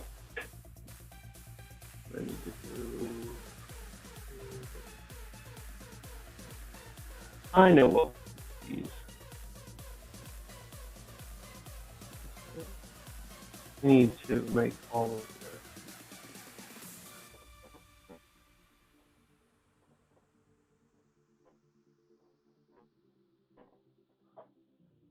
Yeah, that helps. This area right here is still. All right. All right. Now back on to the main eye. Right. All right. Time for a drink. All right.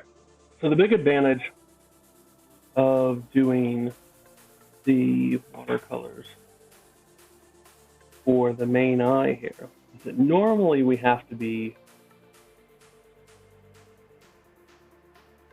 very careful. I hate this little part right here. Normally we have to be very careful as we're doing the colors inside the iris here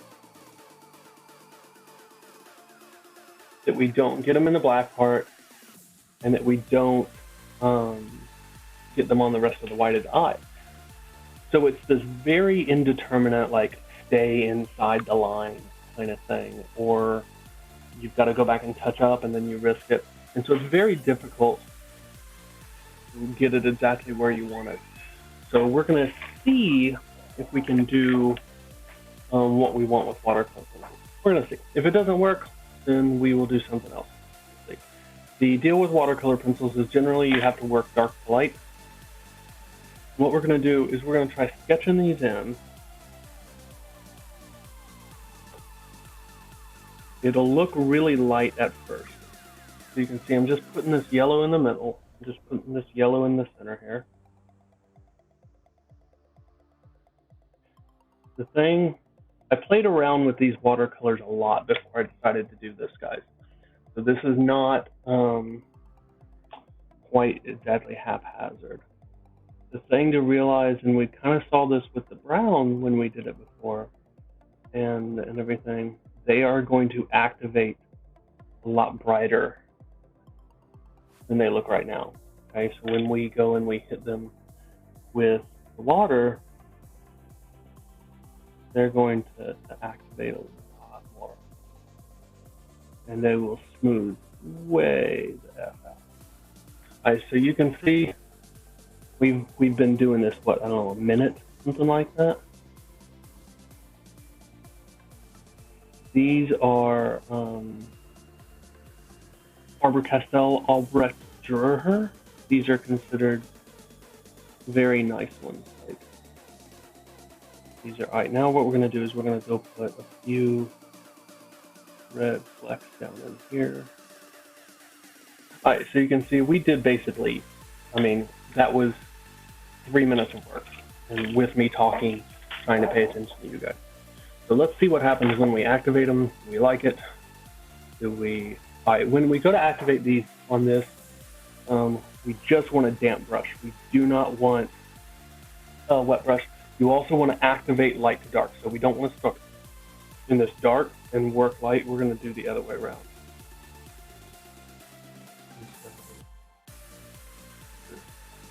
All this is going to do is smooth it out. So you can see already, we've smoothed that out. Now we're going to pull, and we're going to start activating these dark ones. And if I'm doing it well, it'll leave a nice dark line around the outside, which is what we want.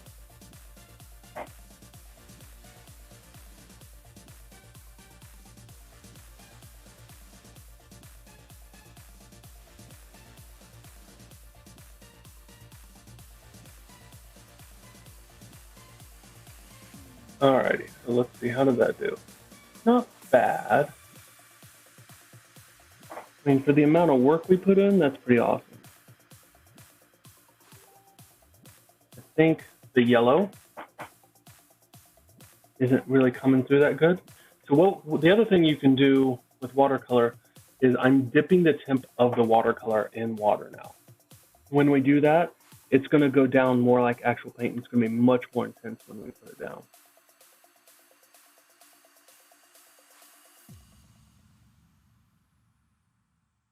So I'm just trying to brighten up some of that middle. Yeah, look at that. I mean, all right, so we did that eye in a total of 5 minutes. That was the entire eye right there. Okay? So, nice thing too, let's say we worried maybe we got some right there. Just take that off. We got a little right there. All right, look at that. And now we got a little bit of the yellow in this black. Can't really see it, but all I'm doing is running my brush up in that black. Now it's gone too. All right. All right, so what we want to do is we're going to shade some of the back here and make him look like he's a little right. So all we're going to do is take some of that watercolor like that. And last time I did this shading with acrylics, I got it wrong like 2 or 3 times, and it just didn't look right. And it literally took like an hour for me to get this to the point that I was happy with it. So I'm hoping that this will be easier. And I think that's about where I want it.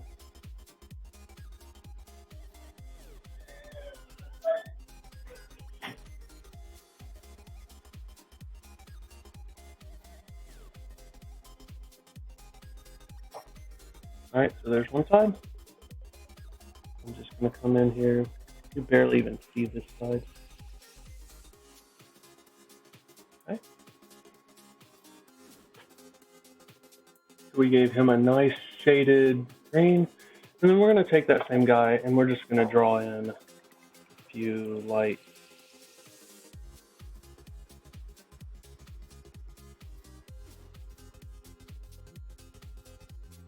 Look at that.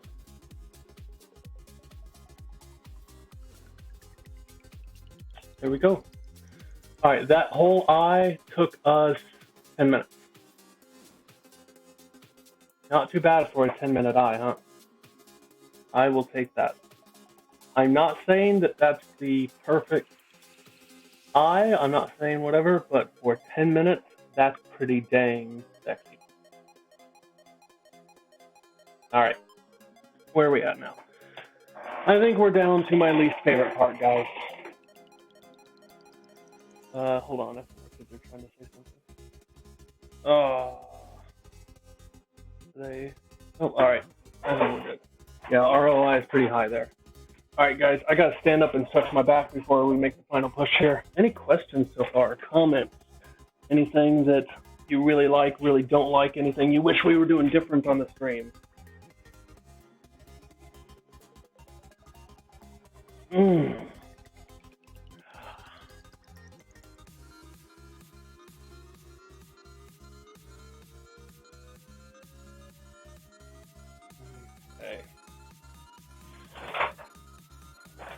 Alrighty. Alright, so we've got all these stupid little eyeballs now, and I hate this. Hey, thanks. I guess RPG great, so that must be Chris Henson. I guess he decided to show up. That's awesome. RPG Crate, you guys should definitely check it out if you don't. It's super cool. They get lots of T-shirts and RPG minis and stuff like that. If I was a DM, I would be on it like all the time. Unfortunately, audio is a bit muffled. No, I had somebody else tell me that too one time. Let me see real quick. Let me try to fix it while I'm taking a short break from painting here because I need somebody to tell me because it always sounds fine to me.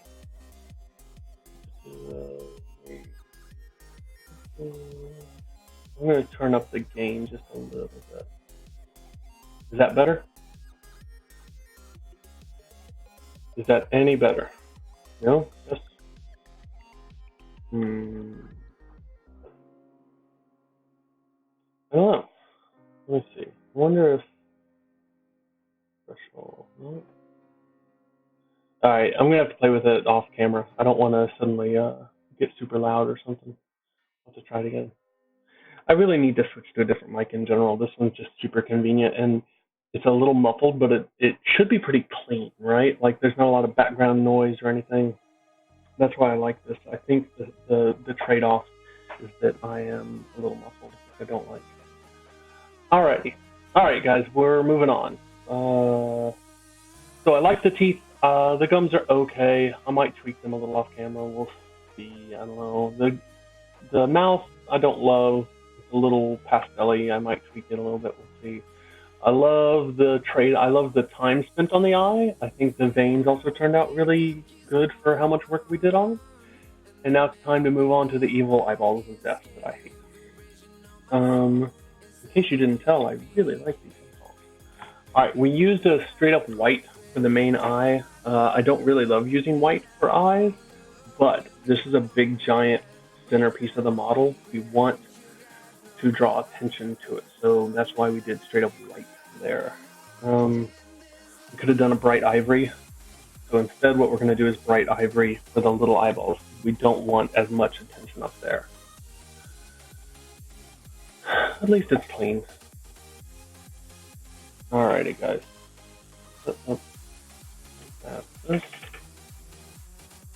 Alrighty. So we've got just a little bit of our bright ivory. We're going to go through and we're going to clean up all these eyeballs here. Things that I absolutely dread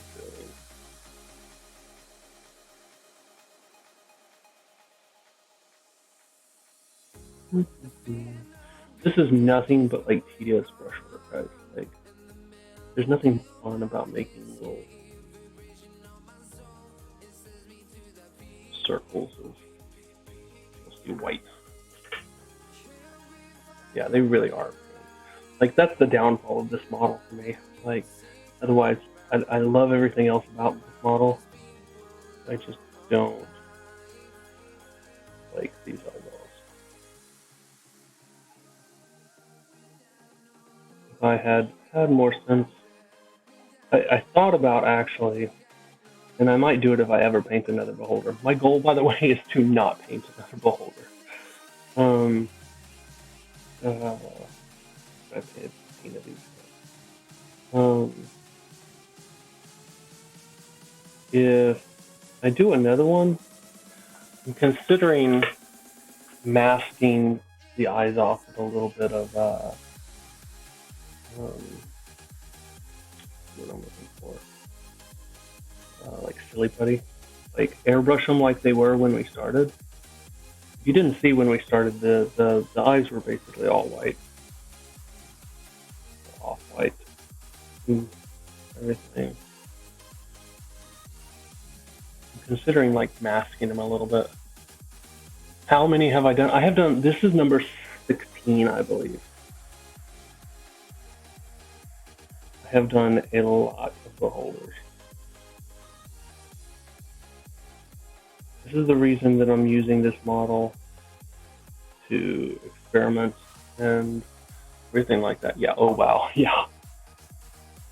You see why now I'm really okay not doing another one.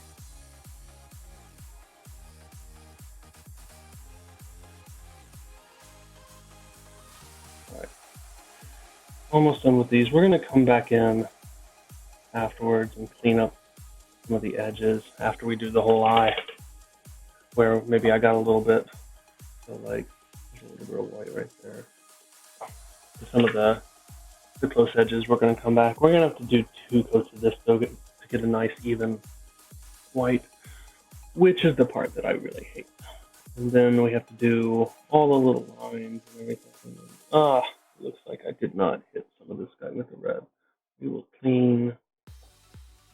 We will mess with that as soon as we finish. Alright. Coat number 1 on all that white. Now time for coat number 2. I wish I was here for the teeth. Oh, you should go back. Like what were they, guys? Probably 2 or 3 minutes on the teeth after we bit the base coats. Like, if even that.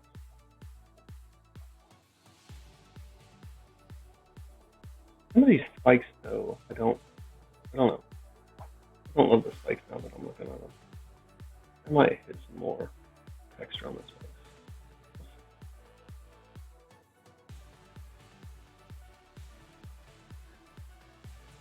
I know, right? It was like the base coat's dry, like 2 minutes later, and they're done. Like, what happened? I went this way, she went that way.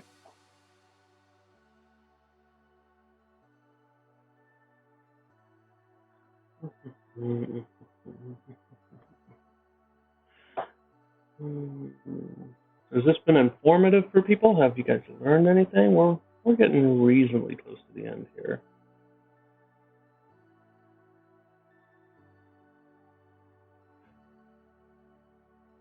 Ah.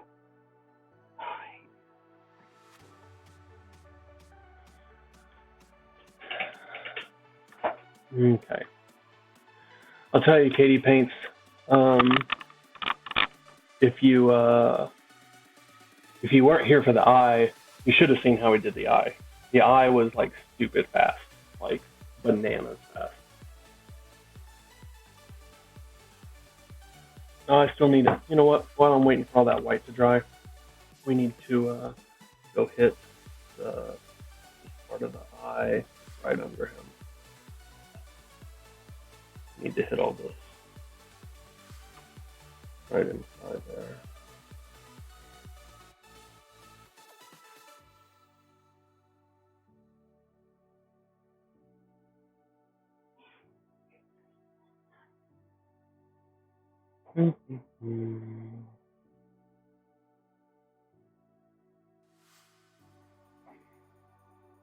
Okay. Don't know that.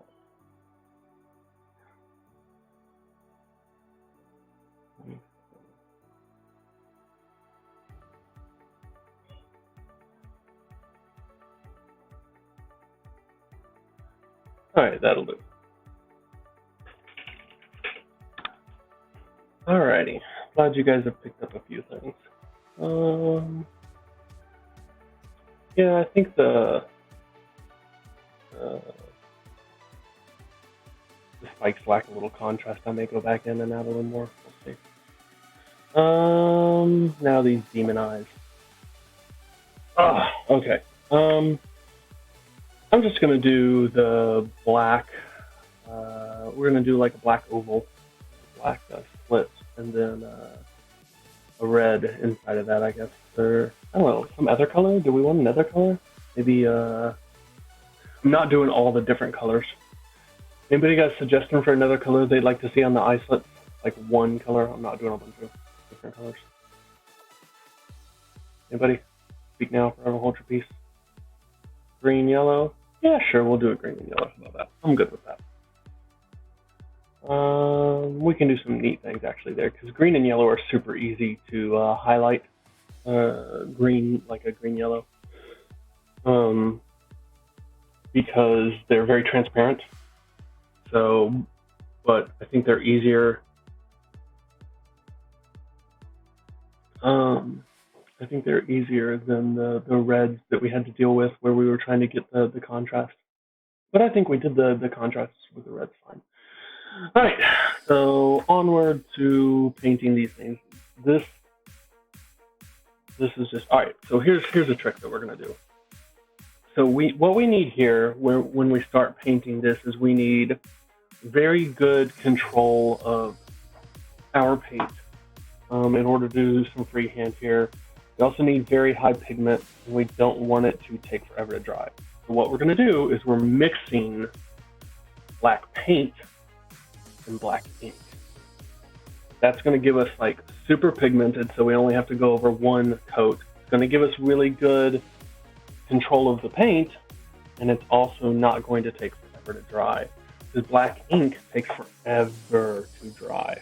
All right, so I always screw up on this, guys, though. Like, the odds of me getting all these right on the first time is just very, very slim. I always end up having to go clean up with water or with white afterwards.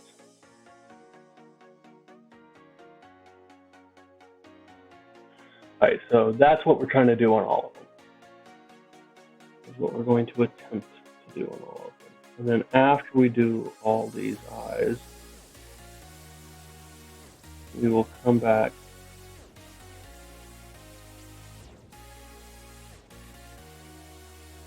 and clean up edges where the white and the red meet. All right, what we're trying to do is we're trying to make the slit go vertical to wherever the orientation of the eye appears to be.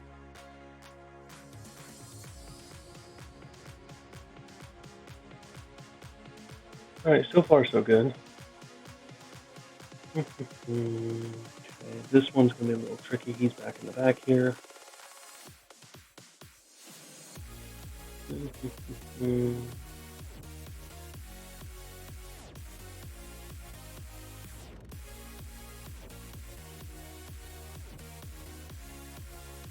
Okay, what we're gonna do after we do this is we're gonna put in like this.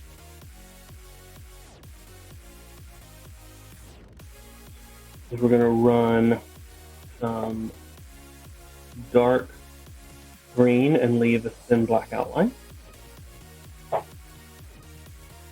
And when we do that,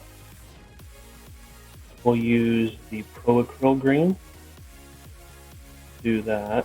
It's got such a high pigmentation load. We should be able to get one, maybe two.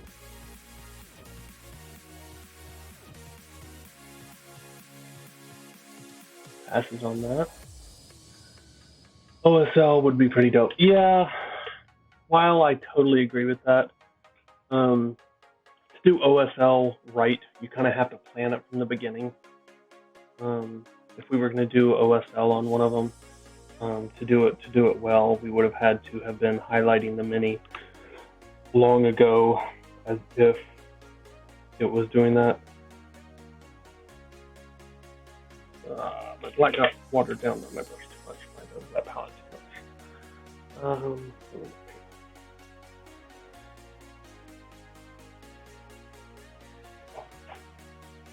So I like OSL a lot. You know, it's one of the things I guess I'm kind of known for a little bit these days is OSL.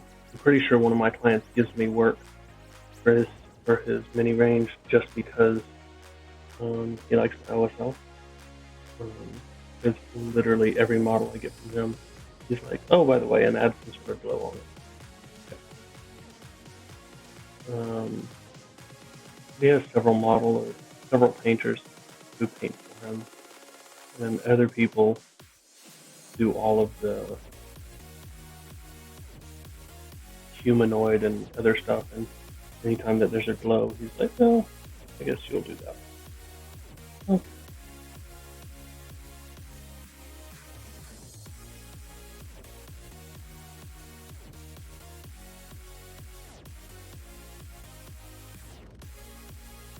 And so you see, there's nothing super fancy, right? So far, right? Just adding in all these little eye slits, trying to keep the shape generally in this kind of almond oval shape thing.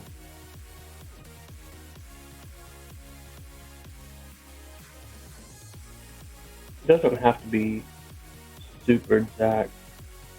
This is another one of those. Remember that this is not the focus of the model. We're not really trying to draw attention up here. There's going to be some people are going to look at it, but we're trying to draw attention right here. These are where we put all the highlights. This is where we've been spending the most time. So this is what we're trying to do. I'm not going to be painting the base on stream, guys. That takes a little too much time because it needs to dry and stuff like that. So we will do that at some point. You know what? I may do that in another stream. How about that? How about I paint the beholder on this stream, and then I'll do the base on a different stream. Okay, so we got all the black laid in. Because we used ink and paint together, we got really good control over it. You could see I didn't have to reload my brush a zillion times, some but not a lot. And yeah, I had kind of the benefits of those. All right, so now we're putting down some green. This is Pro Acryl Camo Green. And what we're going to try to do is just catch and leave. So we're going to thin this just ever so slightly. So my water, guys, has a little bit of flow improver inside my rinse water. It's just easiest for me to do it like that. Doesn't have a lot.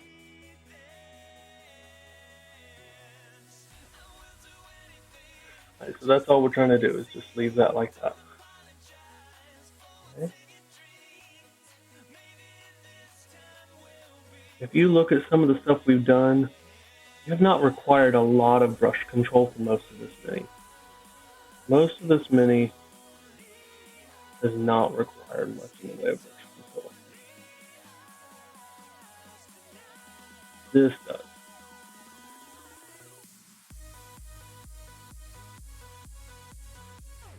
If you don't have the brush control to do this kind of thing, don't worry. Just practice what you need to do.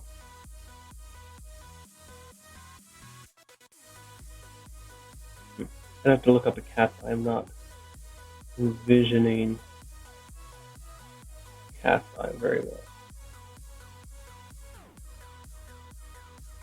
Maybe next time I'll do it like a cat's eye.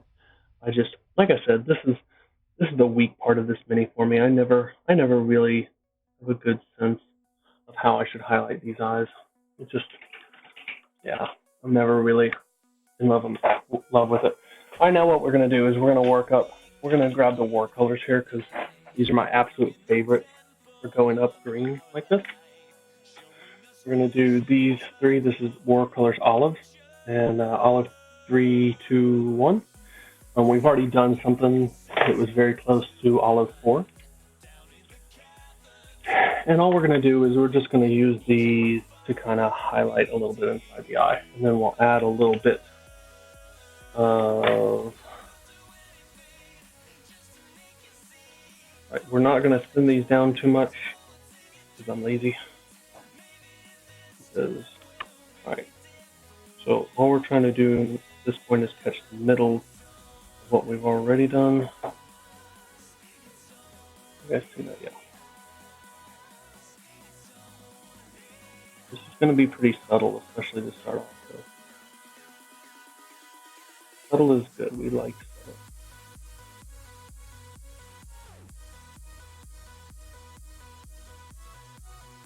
We're going to do... Oh, I missed that eye. That eye did not get any green. You guys need to tell me when I missed something. Be like, hey, you didn't put any green in that.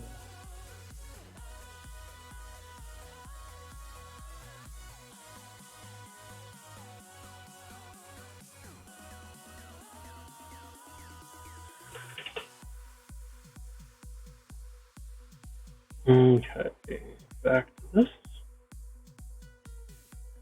Alright.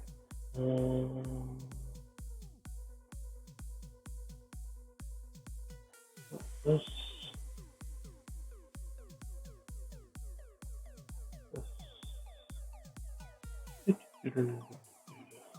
Alright. I think what we're going to do is we are going to highlight them like we would a jewel a little bit, which means the rest of the highlights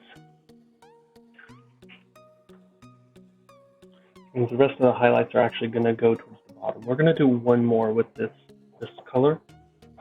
Only what we're going to do is we're going to only do like the lower 2/3. Okay.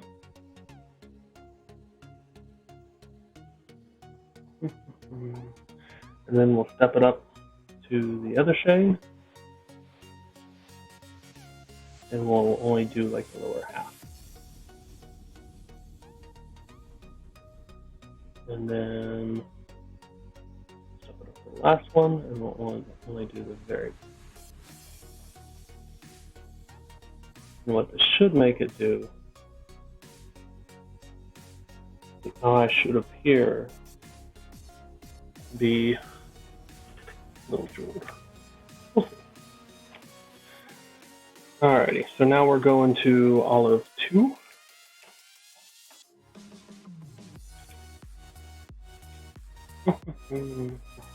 I think we're going to come in just under 3 hours. That's right. That's I wouldn't on camera. I think I'd have been done long ago. Alright, so we're only doing the lower half.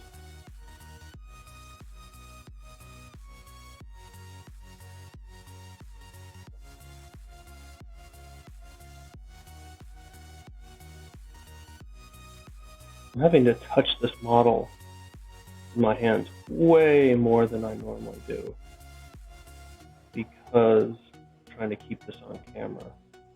I'm a little afraid I'm rubbing stuff off.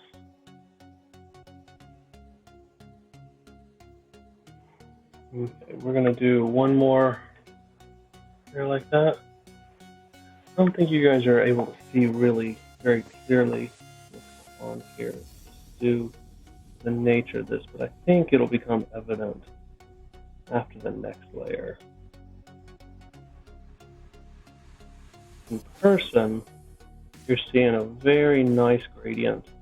It's darker on top and lighter on bottom. Okay. Let's see.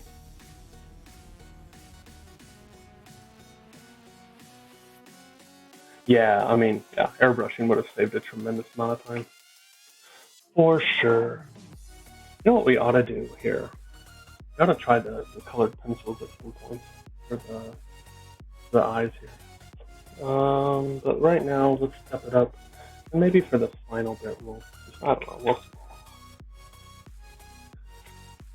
Alright, olive 1. Very last highlight on these.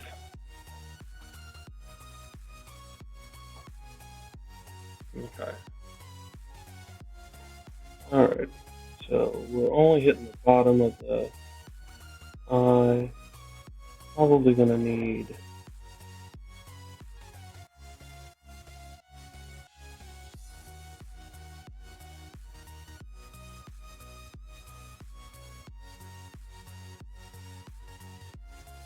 We're going to need 2 of these, I would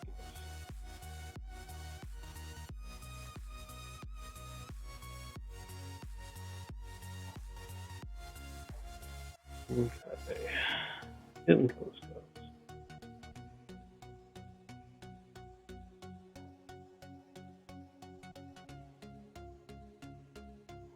Okay.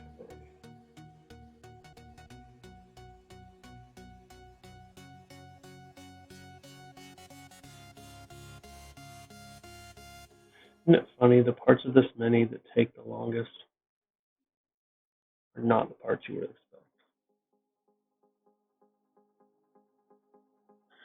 Alright, you know what? We're going to call those good. They're good enough for now.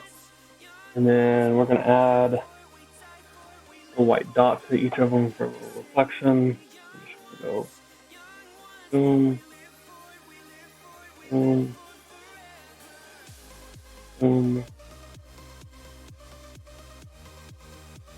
boom,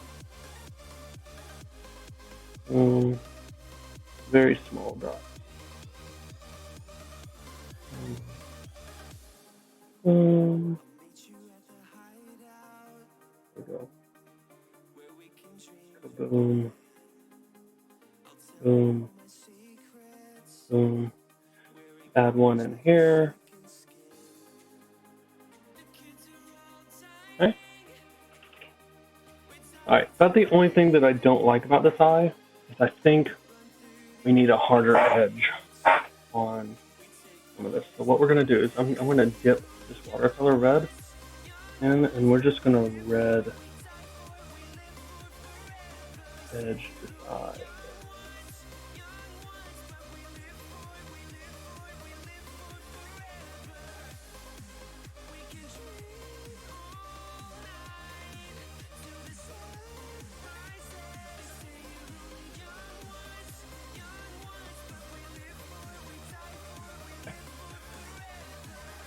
Alright, we're going to soften that top up just the tiniest bit.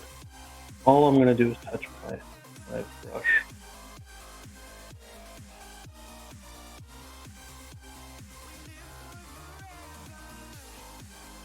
Here we go. Yeah, I'm good with that.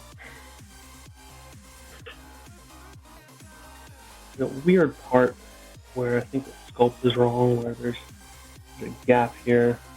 Never been on any of the others. We're just going to take some red paint and just fill that gap. There we go. We're going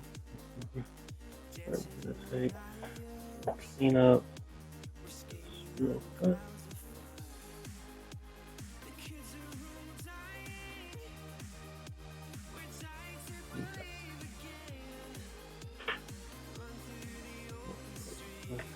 Right now I'm just cleaning up a few things, and while all that. Alright, now the only thing left, I think, cleaning up the edges of the eyes. How's everybody feel about it? Okay. See, it feels way less magical when you guys watch me do it, right? Like, you see the pics of these, and like everybody's like, "Oh my god, like that's crazy!" Like, how do you get that spotlight effect? How do you do the eye? How do you do it? It's way less magical when you watch me do it, and you're like, "Oh, it's really not that." Like, oh, like, right, we're gonna take, make it just a real dark. There we go. That's real dark. No, it still seems magical. Nah, you can do this. Alright, I made just a real dark red, and we're just going to go around. We're going to make sure that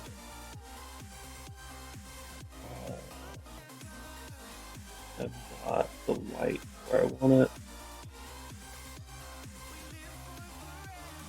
That's the only thing that I like to do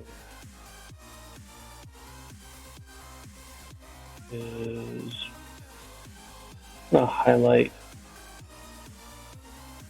the area around the stalks a little more, like where the eyes are. Oh, bugger.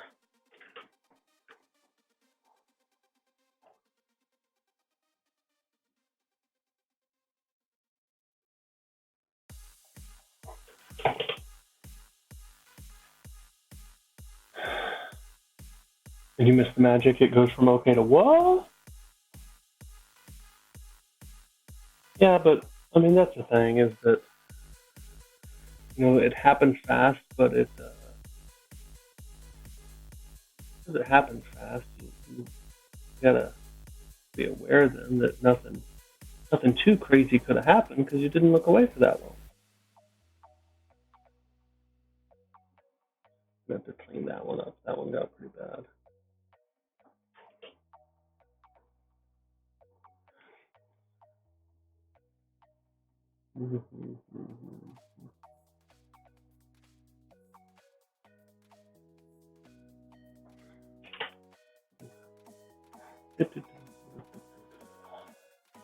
And now the question comes, do we want to add some sort of shading around the eye?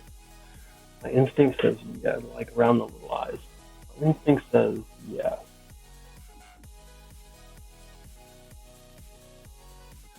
How often do I want to do kit bashing stuff? The answer is almost never. I don't know. Sometimes, but I can probably count on one hand the number of times I've done it, I would say. I don't know. Mr. Humane, didn't you watch The Eye? You watched The Eye, right? Like, don't tell me you missed The Eye. And I'm making just a lighter color just for me to catch just this, oh, what did I miss that? You did, it's still insane. Yeah, but it was like, there's nothing to it. Now, don't forget, I said this, and I don't want everybody to run home, break out the watercolor pencils, and then be like, what the heck? You have to seal these after you use the watercolor pencils. With a spray sealer. I wouldn't really even trust, trying to make a color that I like here without going and getting some. Yeah, that's okay.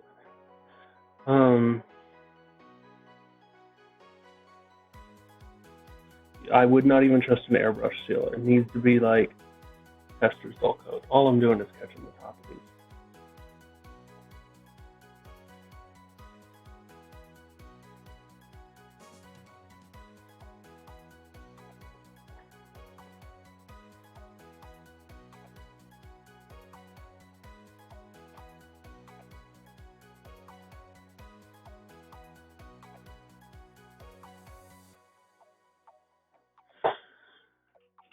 Alrighty, guys.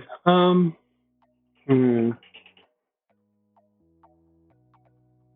scared. Nah, you're fine. It's just paint. Like, what's the worst that could happen? You screw up, you paint over it. No big deal. Alright, about the only thing that I'm super not happy with looking at them again is the spikes. I don't like the spikes. They don't have enough something. They went too weird. So we're going to try a different technique here.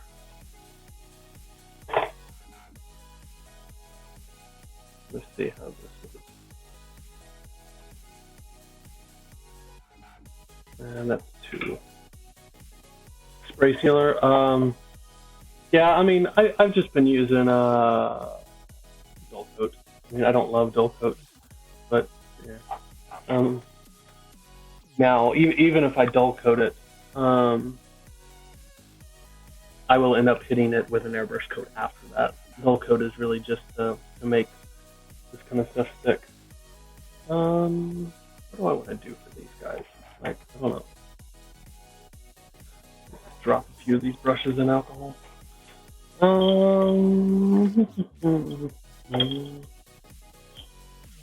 Looking around, trying to figure out if there's something. From dull coat to lustrous. Yeah, you've mentioned that one time. I think I just need more tonal variation in these. Let's try. Where's my mid-tone for H-tone? That's one. We got a 3D printer I can paint with because I'll just tell myself I'll print another one. Yeah. Man, like, I love my 3D printer, I just I have so much to paint that I rarely print anything in order to paint. Like I end up printing like tons of like. I'm gonna try stippling a little bit here, and then what we might do is glaze back over it. I just don't like the flatness that I'm getting with these.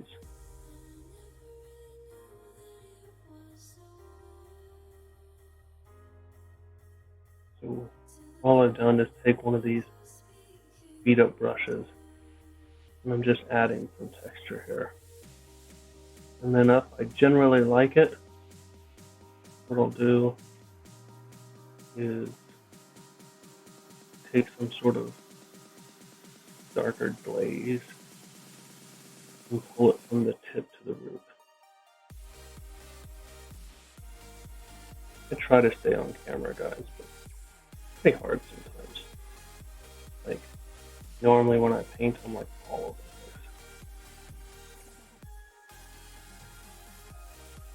place. Okay, yeah, those look a lot better.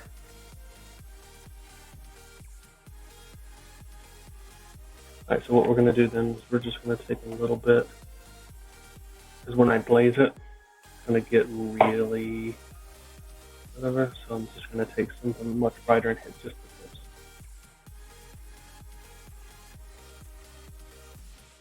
What we're looking for here is pretty high contrast, and these are the kind of things that they support texture well. Like, nobody expects these little bone spikes to be a flat color, and they kind of look wrong when they are.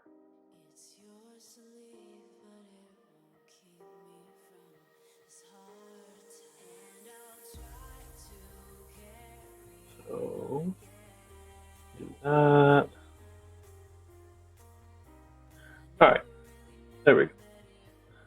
I'm better with that. It's much more visually interesting.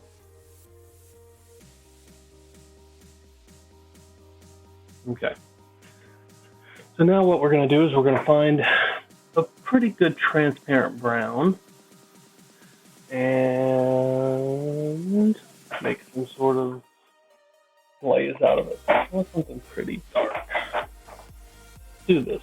This is Watercolor's this semi-opaque, which actually means it's pretty dang transparent probably.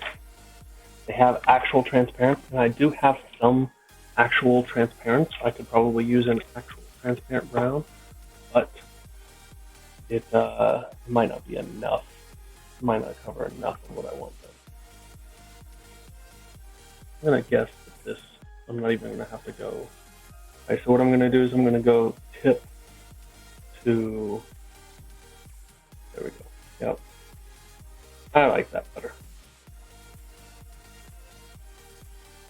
The direction you glaze matters a lot.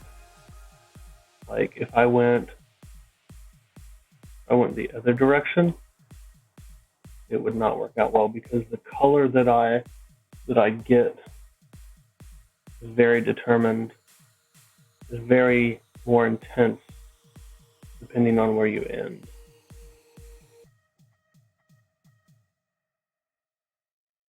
Alrighty.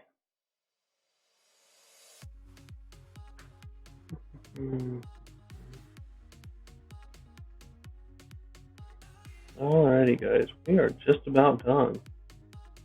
We are going to call this guy good. If you've got any questions for me, now's the time. It says, do I pay attention to real world biology? Horns the same color as bone, hair the same color in multiple places? Generally, yes. But the rule of cool always takes precedence. So, like these bones started out the exact same shade as like the teeth, and generally they're still in that same kind of color palette. This is the only color that was not on them. So generally, yeah, like I'm also not going to do like his, yeah, that's a lot better, guys. I'm also not going to do his, like eyebrows one color and his hair a different color kind of thing now. All right, guys. Well, I think we're pretty much done here. So yeah, I'm gonna call it. Looks like we're right at 2:45 time, and I'm pretty happy with how it looks. Especially for the amount of time, and I think we learned some cool new techniques. I'm really happy with using the watercolors for the eyes, especially those veins. Like, do you know how much trouble, how much pain in the butt doing those kind of eye veins usually is? Like, it is so hard to not screw up and like accidentally have really thick veins or something like that. So that was a huge thing. Doing the middle in the eye was just super fast. If we wanted to, we could even take paint afterwards and just add a little bit more variation in here. If I said, well, what I really want is a little more, red flecks inside the yellow, we can do that kind of stuff. Don't think just because, yeah, I agree. That adds a lot. Oh, did we miss? No, what is that? Some sort of weird something. I don't know. I'll figure that out. Oh, I know what happened.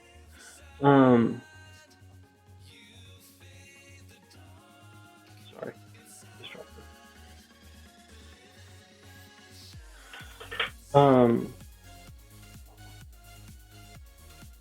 Yeah. So, anyways, yeah.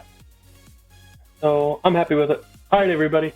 I'm gonna try to stream once a week is the goal. As we get more followers, as I make whatever I think I've got to stream a couple more hours or something like that in order to become an affiliate, I think, or something like that. In which case, then we can start getting subscribers. I'm gonna start doing giveaways for people who subscribe and stuff like that. If you don't know what subscription is, it's a little kind of like following a Patreon. So, we'll be doing giveaways based on that. If you're an Amazon Prime member, you get one free subscription just for being an Amazon Prime member. So that's cool. I'm going to add just a tiny bit of white to these teeth while I'm still talking. We're just going to put just a little. Oh, that was too much. Ah! See, this is why highlights are scary, y'all. I just undid all that awesomeness in one fell swoop. I'm going to have to highlight it back down.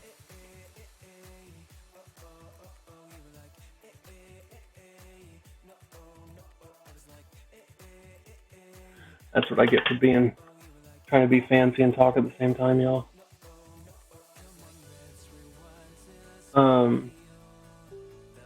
So yeah, so we're going to try to do this periodically.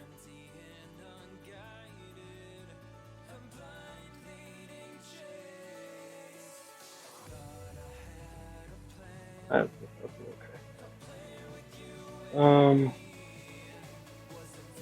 Yeah. Any questions before we call it quits?